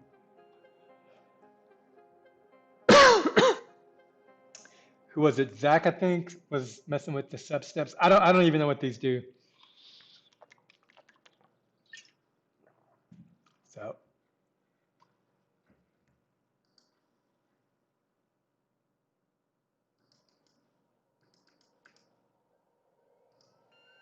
okay, that should not have happened. So let's take a look at the level complete object. Get out of here. Always be super careful when you're in the camera changing mode because anything you move here, you cannot control Z or Command Z to go back. So I'm going to select this. And okay, so here I think this box is the shape, and I think the object is touching it. So we're going to do this. Go move the scale to 0.7. And go to the 3D model. One of these, here we go, Q. Let's do cylinder. Give it a go. Yep, there we go. Perfect. And the button doesn't work because of the Mac multi-screen bug. What else do we got here? We got a lot. This is the white platform.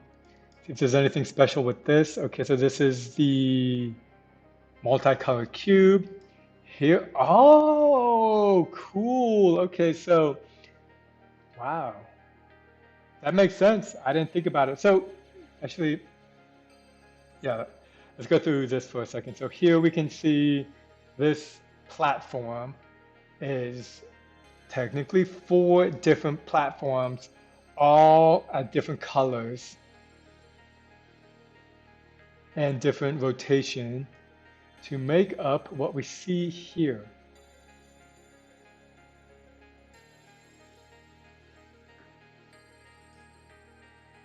And this is a scale animation, having it go away. Okay, cool. Cool, I did not know that. Circle effect. I don't know what this is. Looks like a 3D. Oh, this is the object that is in the character, I think.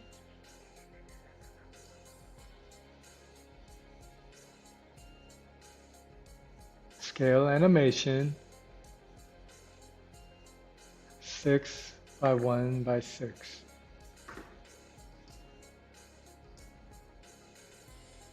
Let's go to the start. Deselect this. I'm not sure what's up with this.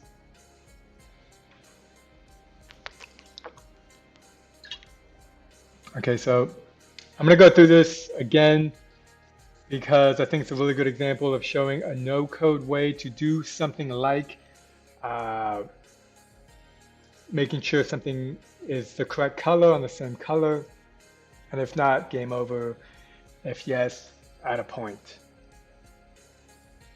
So if collide with yellow, and this is the yellow ball, and this yellow ball exists here. So this is the character, but it's not actually the character. The actual character is the circle ball, but it's the child of the character. So if a child of the character, which is yellow, touches a platform, where this one,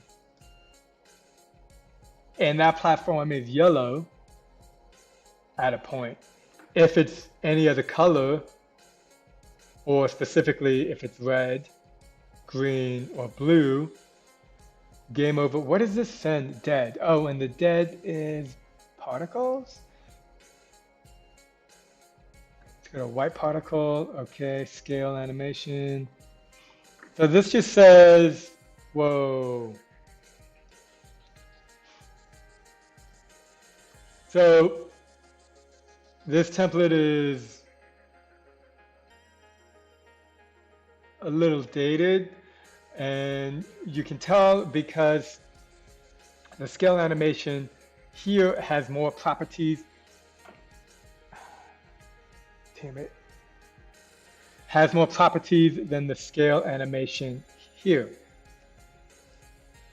And you'll see this a lot in the Buildbox template. So whenever you go through a Buildbox template, you're making a game, always reference, I don't care what template it is. Maybe one of the newer ones won't have this issue, but still, you should just make it good practice. I know I do, to review the nodes when I'm trying to get something to work the way I want. Sometimes the older nodes have actually cool functionality, but most of the time that's not the case.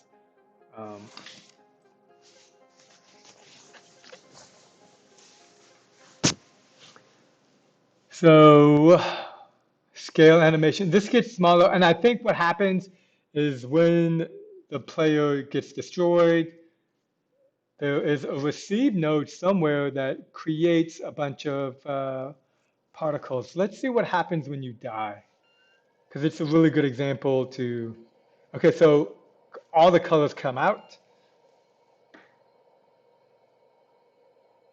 Let's go to the character because that's a good way to send. If collide with, yeah, no, that doesn't have it, so it must be here. Yeah, okay, so, yeah. So the send exists in these balls. And those balls, when they die, do game over and ascend. And it's actually probably a little bit better to do something like this. At that 0.15. And stuff like this is just nitpicking. This is stuff that you'll probably develop yourself over time. You'll just have certain particular ways that you like things to work.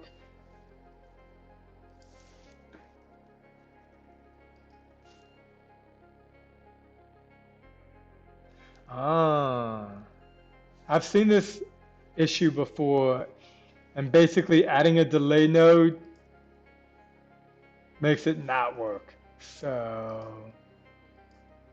yeah, let's just go ahead and undo that. I've, this to me sometimes works, sometimes doesn't work. So if you're creating a game and you have an event observer and a game over if enemy collides with the wall or something, and you put a delay node and it doesn't work, it could be the delay node.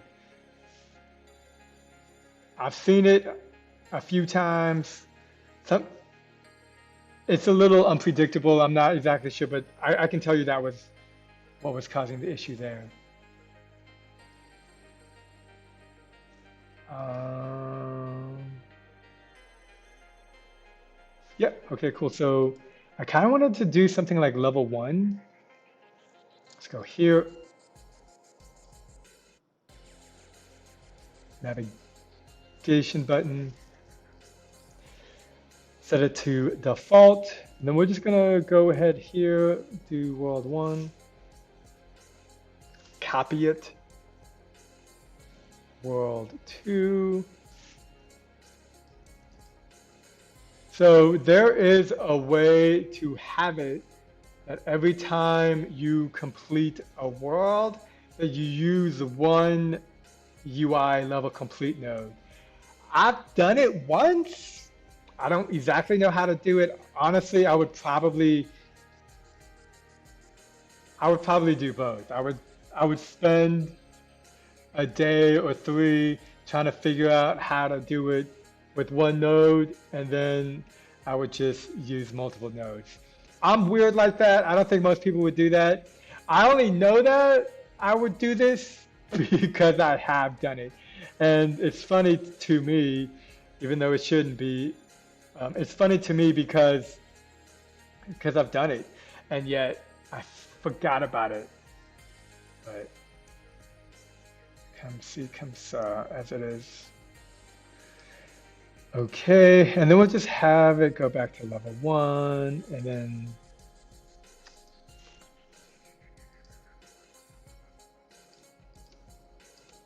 yeah, something like that. Let's actually do that, and then we can also a good way. Gotta be careful on the labeling. A good way is to just do this. There, so it says level 1 complete, go here. Level 2 complete, level complete. Cool, save it. Been too long since I saved it.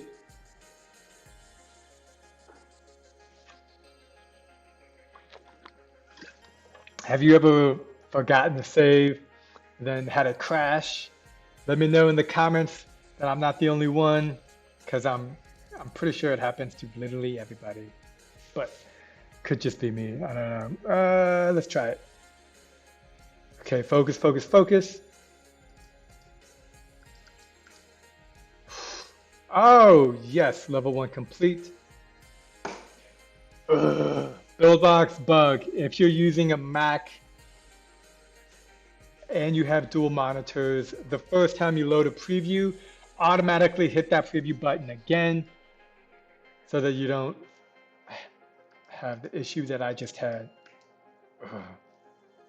Yeah, because I've definitely been making levels or whatever, and I thought that was just sometimes you just never know if you're the issue or if it's Buildbox, and when you know, it's like huge. Nice.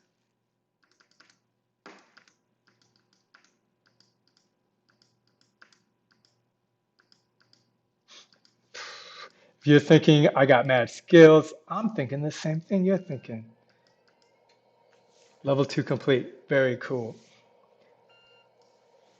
Um, if you're looking for a way to do level complete in one world, I have a video on it, and Smart Penguin has a video on it. I honestly would recommend Smart Penguin's video over mine.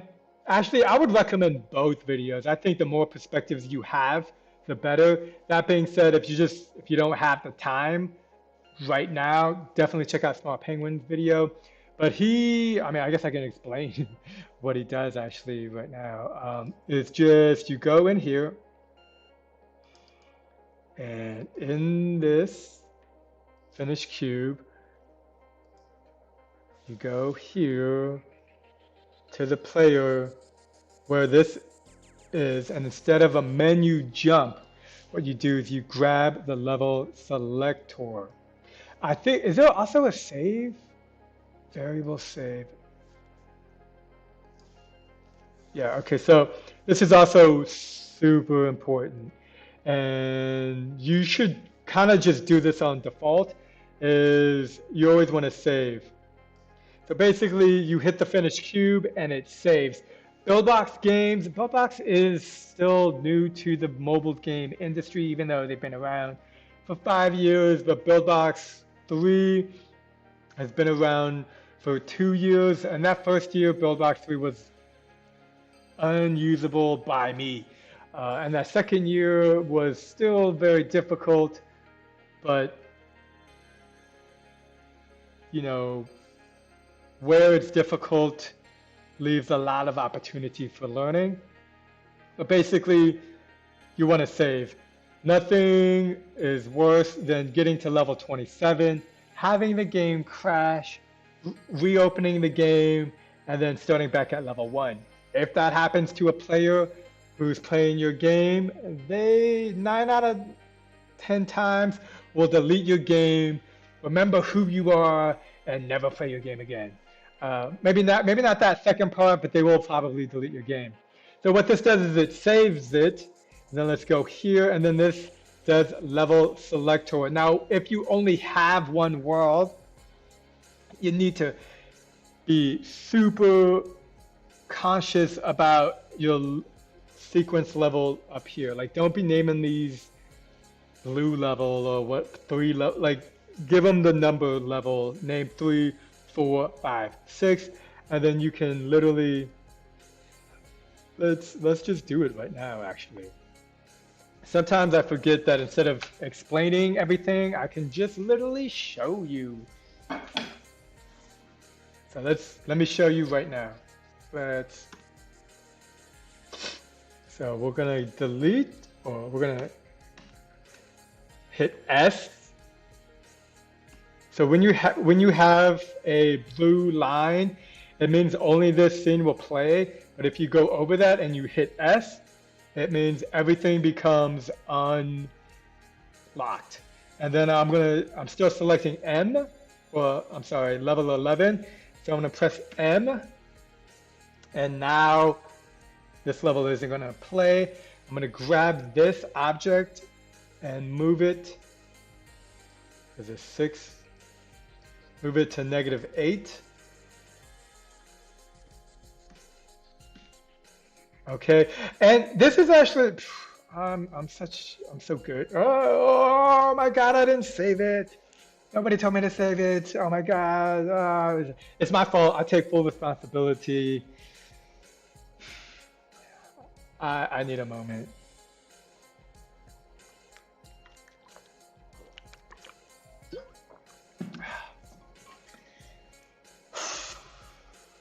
Sometimes I literally have a timer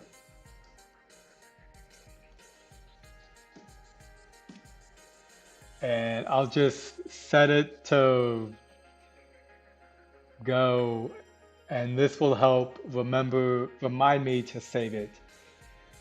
Oh, man. Hopefully I saved it recently. I just worry that I didn't. That's okay. It's okay. This is a live stream. This is This is a dynamic experience.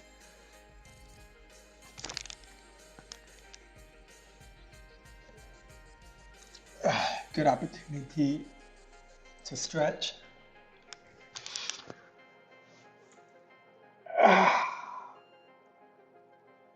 Oh man. Yeah, let me get like a couple minute break. My back, yo.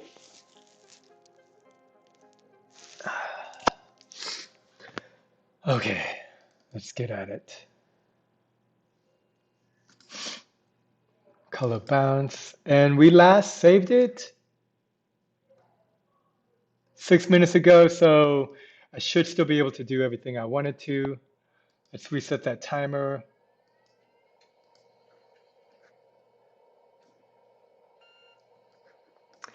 I put my email when I send these reports to Buildbox. What do you guys put when you? I guess I'm curious on what you do when you see a report problem. I used to just ignore it, and then I think I was talking to Sean, and he was like, "Yeah, which one's yours? What's your email?" And I was like, "Oh, dude, I don't do anything. I just hit the send button." Basically, he wasn't able to help me out because I didn't give him any information. But where were we? Let's focus on single world level type of gameplay. So you go here, this button, we're just gonna jump at this at a different angle. Hit the restart button here. Press S twice to select and then deselect so everything becomes available. Hit M to close this. Move this back to, I want to say it was 8. Okay, save it. Save it.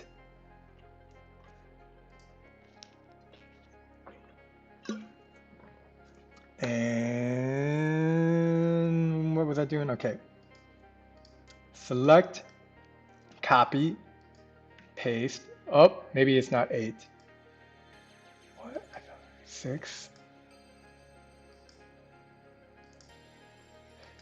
0, 2, 4, 6, 8. Oh, 8. Come on. The scoop there. Okay, let's go here. So copy, paste, paste, paste, paste, paste, paste, paste, paste. And actually, yeah, I'm gonna do this. And this needs to be at -10 now. And we need to do that for all of them. So I'm just gonna go 10, copy. Try to stay consistent. I went from 2 to 1 to 3. Really not, it's really a bad way to do it. Let me show you what not to do.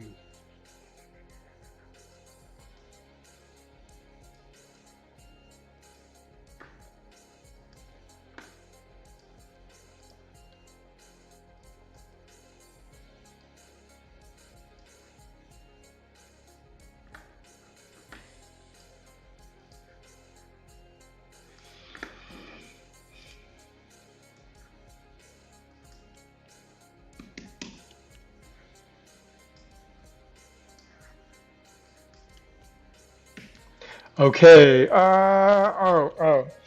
save it. And I feel like every time I save it, I can hit the reset button here. So we hit start. And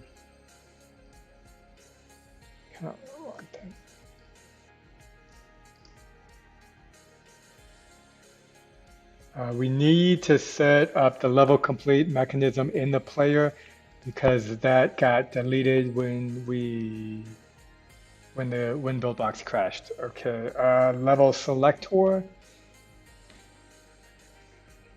And the stuff I'm doing right now, if you're new to Buildbox, this is generally how you set things up.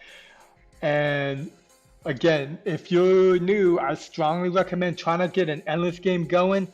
That being said, hyper casual games A lot of them do by levels where you play between 30 seconds and 1 minute and 30 seconds. So if you're trying to make a game for a publisher or a game that you want to test with the publisher, don't do an endless. An endless is not what you want because that's not how modern hyper casual games are done. That's just really good for learning game development and that process. So if collide with finished cube, level selector.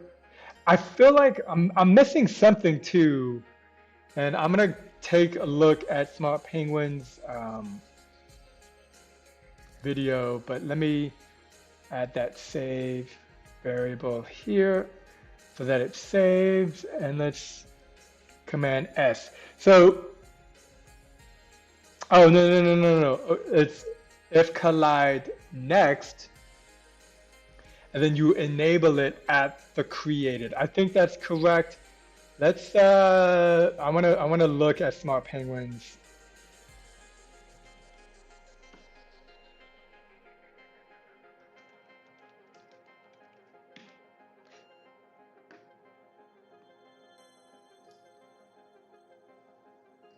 I'm like 90% sure. You know, why not I just test it first?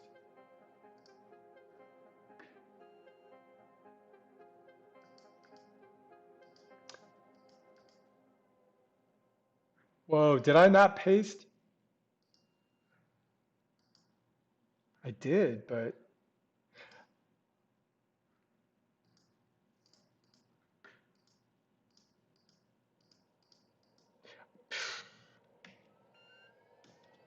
it's like, that's why I'm never too quick to judge or suspect that, yo, happy 420 on Buildbox because, you know, I've been using Buildbox for 3 years and they've only gotten substantially better.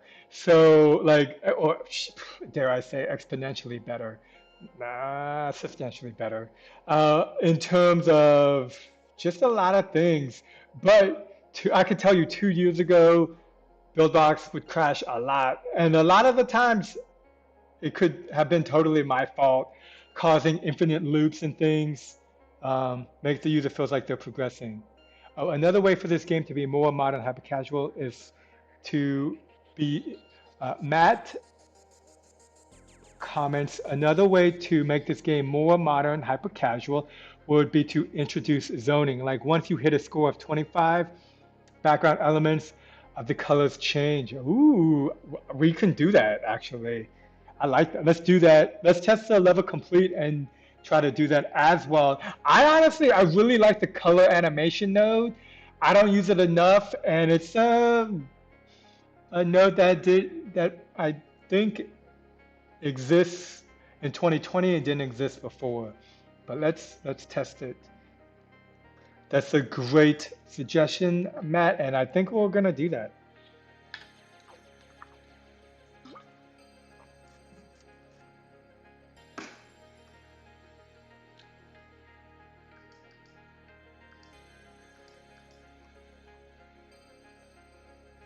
Okay, so maybe not.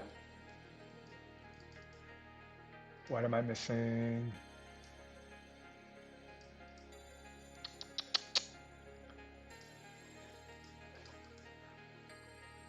Oh, maybe menu jump? Let's try it.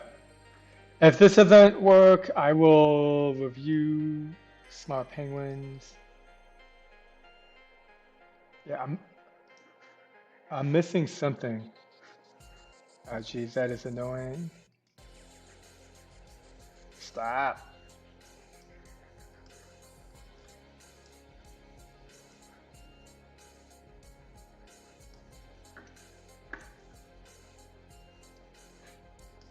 Yeah, if only when you make YouTube videos, I gotta make more YouTube videos that are like 10 minutes plus. Um,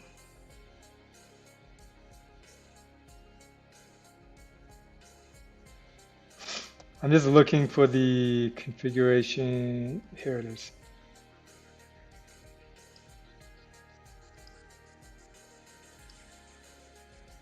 So I did this. Like even I use all the resources I can to make games.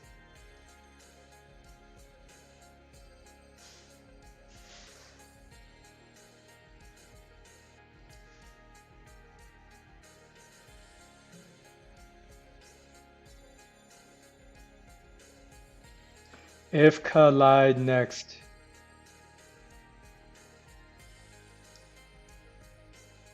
I mean, I did that, right?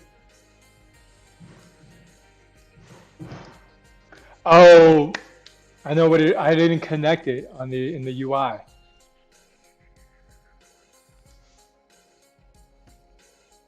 No, maybe that's not it. Okay.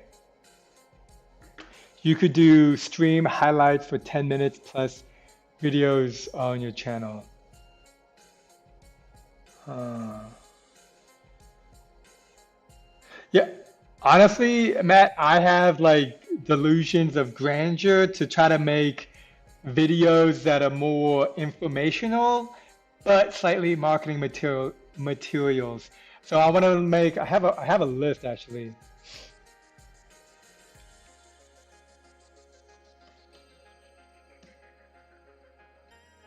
It's cool because like when you like I like making games and I like making videos, but when you do both, and I feel like I'm doing this so that I don't focus on why it's not working the way I want, but that's okay. Uh, yeah, make video showcasing games. I want to make like a video talking about Pac-Man and its influence on hyper-casual games. Yeah, and while I because I think like if you take Pac-Man, you can look at like Tomb of the Mask or Tomb of the Mask, or even like Roller Splat. I mean, that kind of core mechanic in Pac-Man where he's just moving around.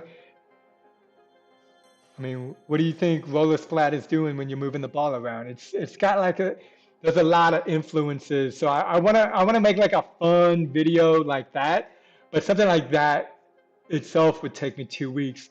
So and then I want to throw in a spin, a marketing element for my Ball Meets World game to try to, because I try to look at like my Ball Meets World game, kind of like Pac-Man meets Zelda in the hyper casual cell phone world. So something like that. But those are the ideas that I have, and I'm just letting them marinate. Uh, Tons of retro games like Pac-Man influenced hyper casual. Yeah, no, but that's Matt. That's what I'm saying. I want to make a whole 10-minute plus video on that using everything I can. Basically, I just want to make my own kind of like content that is fun to watch. So like right now, this live stream is very hopefully educational and I think gives a good insight. Um, whereas in okay, whereas in the video I want to make is more think I don't know. I don't want to say like Netflix, but like just more content oriented than it is instructional oriented. So I feel like I have this set up. Do I not have that set up? You could do stream tons of retro game like Pac-Man influence. Yeah, I completely agree. Um, a lot of influence. I mean, retro games influence all games, but because I like hyper casual games, that's why I think that'd be a really cool discussion. Okay, so we got the start, going to the enabled. I've done that. If collide,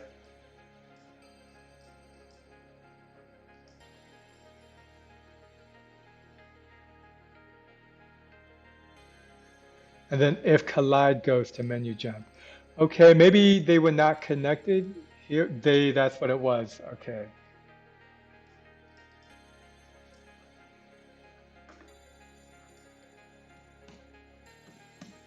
Cool. Okay, so the only thing, let me take a moment. Well, let's test to make sure it works first. Yeah.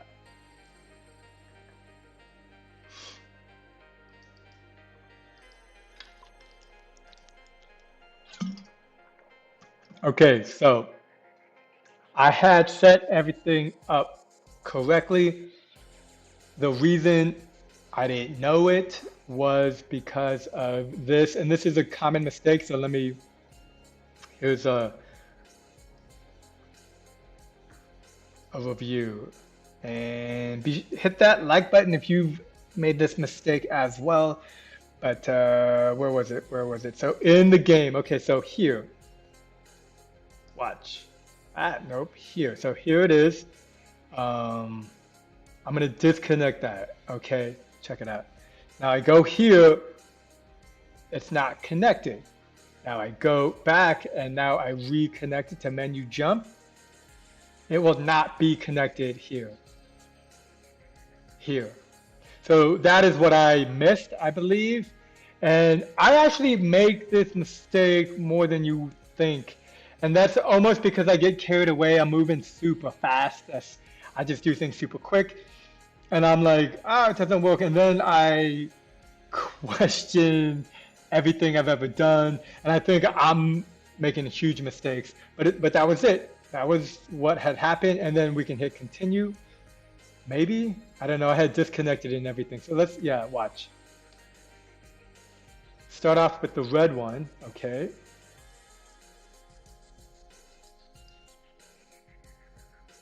Level complete. Modern hyper casual game. Takes a break. Ah, I'm an amazing gamer. Okay, hit the button. Next one, blue, level 2. Crap. That's... Oh, and you know what we could also do? We might as well is let's grab a label. This one. We're gonna need to rotate it 90 degrees. Pro tip, if you like pro tips, hit that like button, hold shift, and then you rotate it to the right. Why is it white? That's weird. Level 1. Okay, so I'm gonna move around this object to see, okay, yep. Sometimes you need to move around an object, and honestly, I just like being in a 3D world, but I don't see why this is not showing up. Let's go into the letters up here. Let's just go ahead and add one. I just like the gradient. And what's my favorite font? I think this might be an older version, so maybe it doesn't have it. Whatever.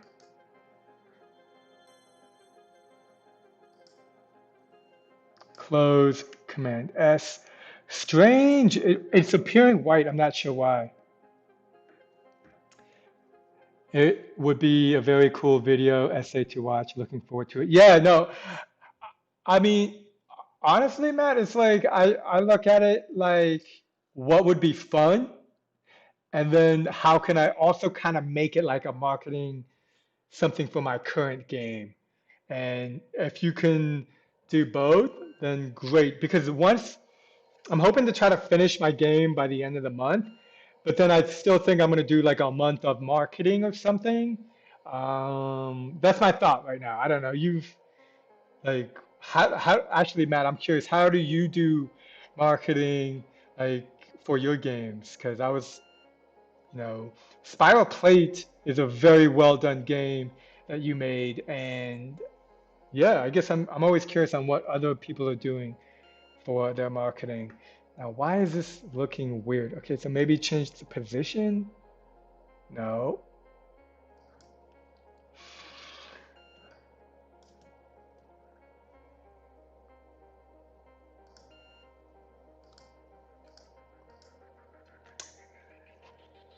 It's only showing white. I basically just want to put level 1. And you know what? Let's take a look. Hotkey, press the 1. Oh, it's like sometimes the hotkey works, sometimes it doesn't. There, it worked there.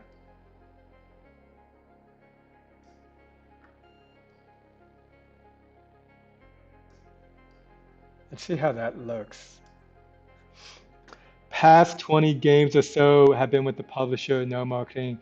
They just pay for other UA. Oh, sweet. Yeah, no, that's I always tell everybody, I'm like, once you finish making a game, you have completed 50%. The other 50% is marketing.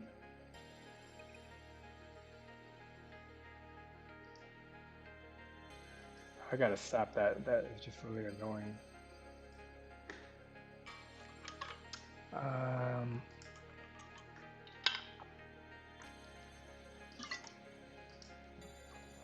Look at that.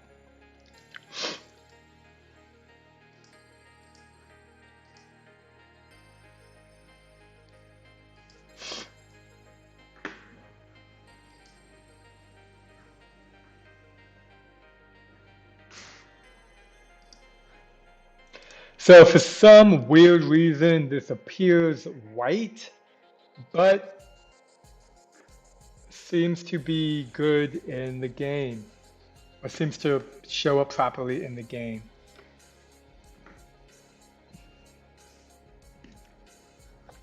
And I just want to test to make sure it's working the way I like it. Take a break, go take the next subway train. That Buildbox bug. Got to do that all again. Not a big deal. Oh.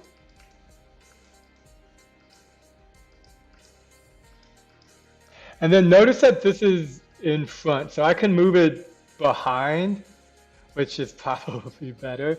Let's do that for level 2. Oh, you know what I'm curious? Is if I move this behind, yeah, it does. Look, you can see over here. That's cool. This isn't always the case with Buildbox, but many times, and it depends on what you're doing, but you can make changes and visually see it. And to me, that's huge. So now we're on level 2. Yeah. Cool, cool. Man, so this is a lot of good stuff. I feel like we've gone through this. This is the decor. I'm not sure what this, I think that's just a block. Yeah. I had failed self-publishing games where marketing would consist of Reddit, paid YouTubers, damn, paid YouTubers, Twitter forums. Yeah. Dude, I'm like trying to get better at screenshot Saturdays on Reddit and on Twitter, but I don't get it, dude. Like every time I ever put anything on Reddit, it's like you did it wrong. Stop doing this, and I'm like, I don't know what I'm doing. Um, but yeah, nice. That's cool. Uh, which, in my mind, only means I need more practice doing it and be patient with that. So that's why I generally just focus on making things and not worry about it until later. Okay, well, I feel like we've done a lot here. Where's my face?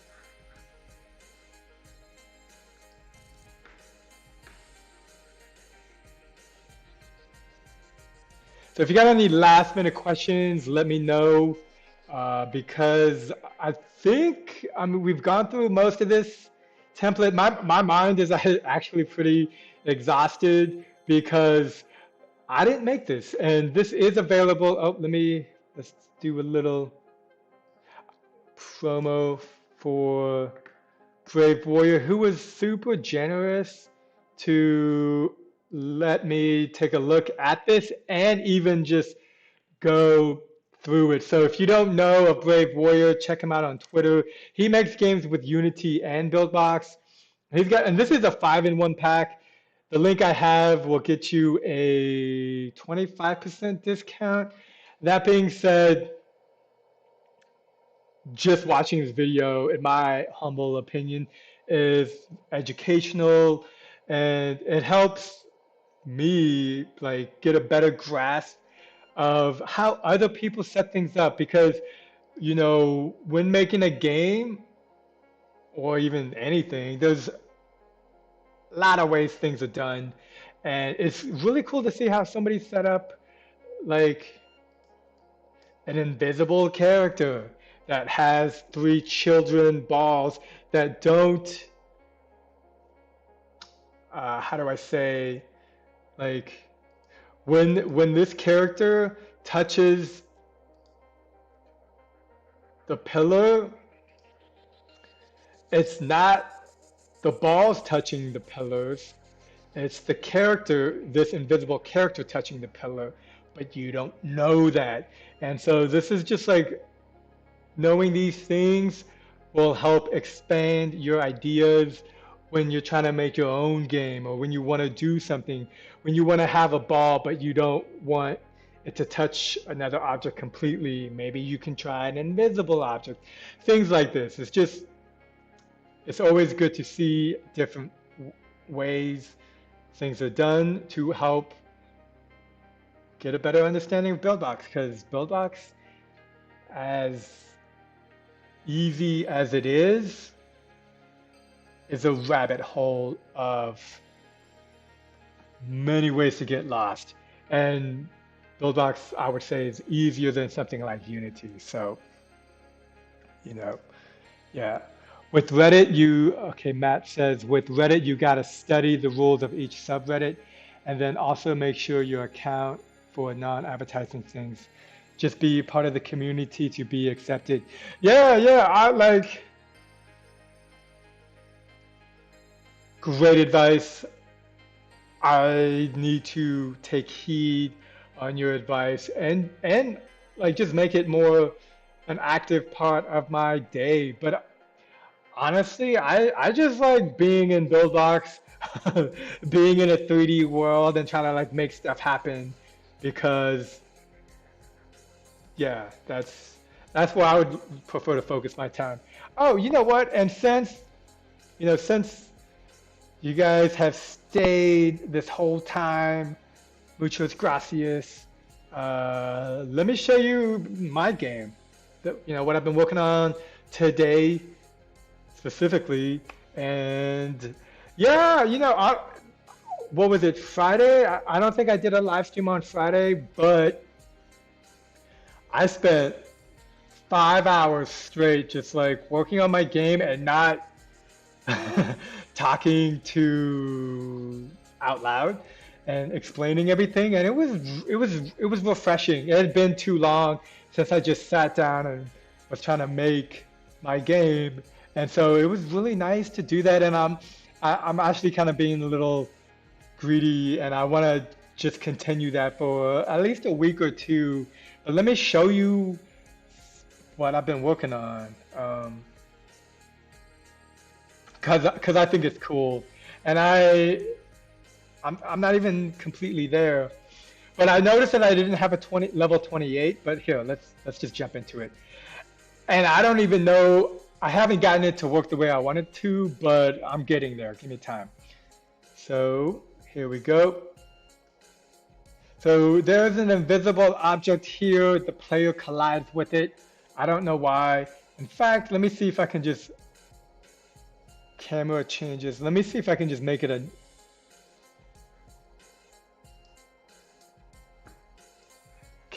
I'm gonna make it a non. I'm curious to see if still collide still works. So look, check it out.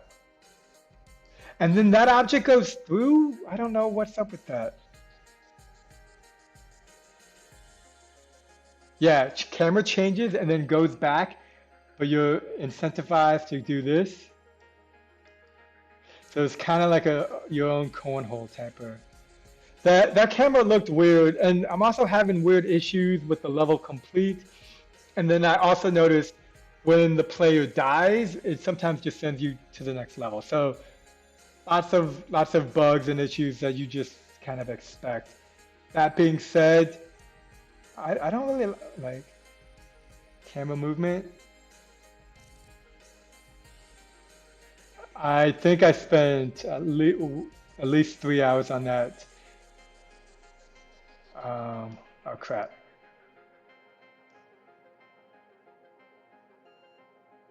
Yeah. Yeah, so this is what I was working on today. camera angles. To me, changing camera angles is new. And even then, I feel like the feel of the player is like you move a little too, you get too much momentum. So I'm not. Oh, you know what I could do? I could change the friction, but then I need to worry about my other levels. And I've just been going through the levels and making them a lot more friendly. This looks cool, right? Yeah, most definitely. Um, and here's this level. Oop, nope, let me. So yeah, here this is what I'm working on right now. And then crap.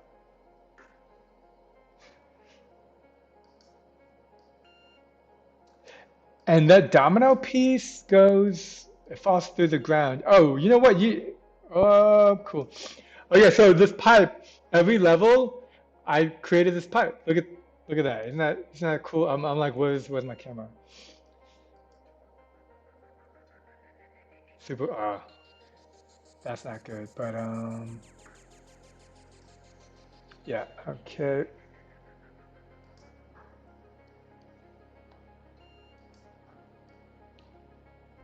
So that's where I'm at with my current game. I'm gonna try to polish it, continue to polish it this week and next week.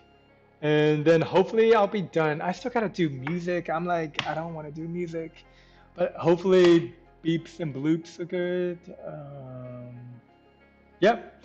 Anyways, thank you all for joining me for this live stream. I hope I was helpful and informative. If you have questions, leave a comment, let me know, and I'll try to answer it the best I can. And if anything, I'll try to point you in the right direction because sometimes I get a range of questions from how do I make my character jump to, I don't know, what was it?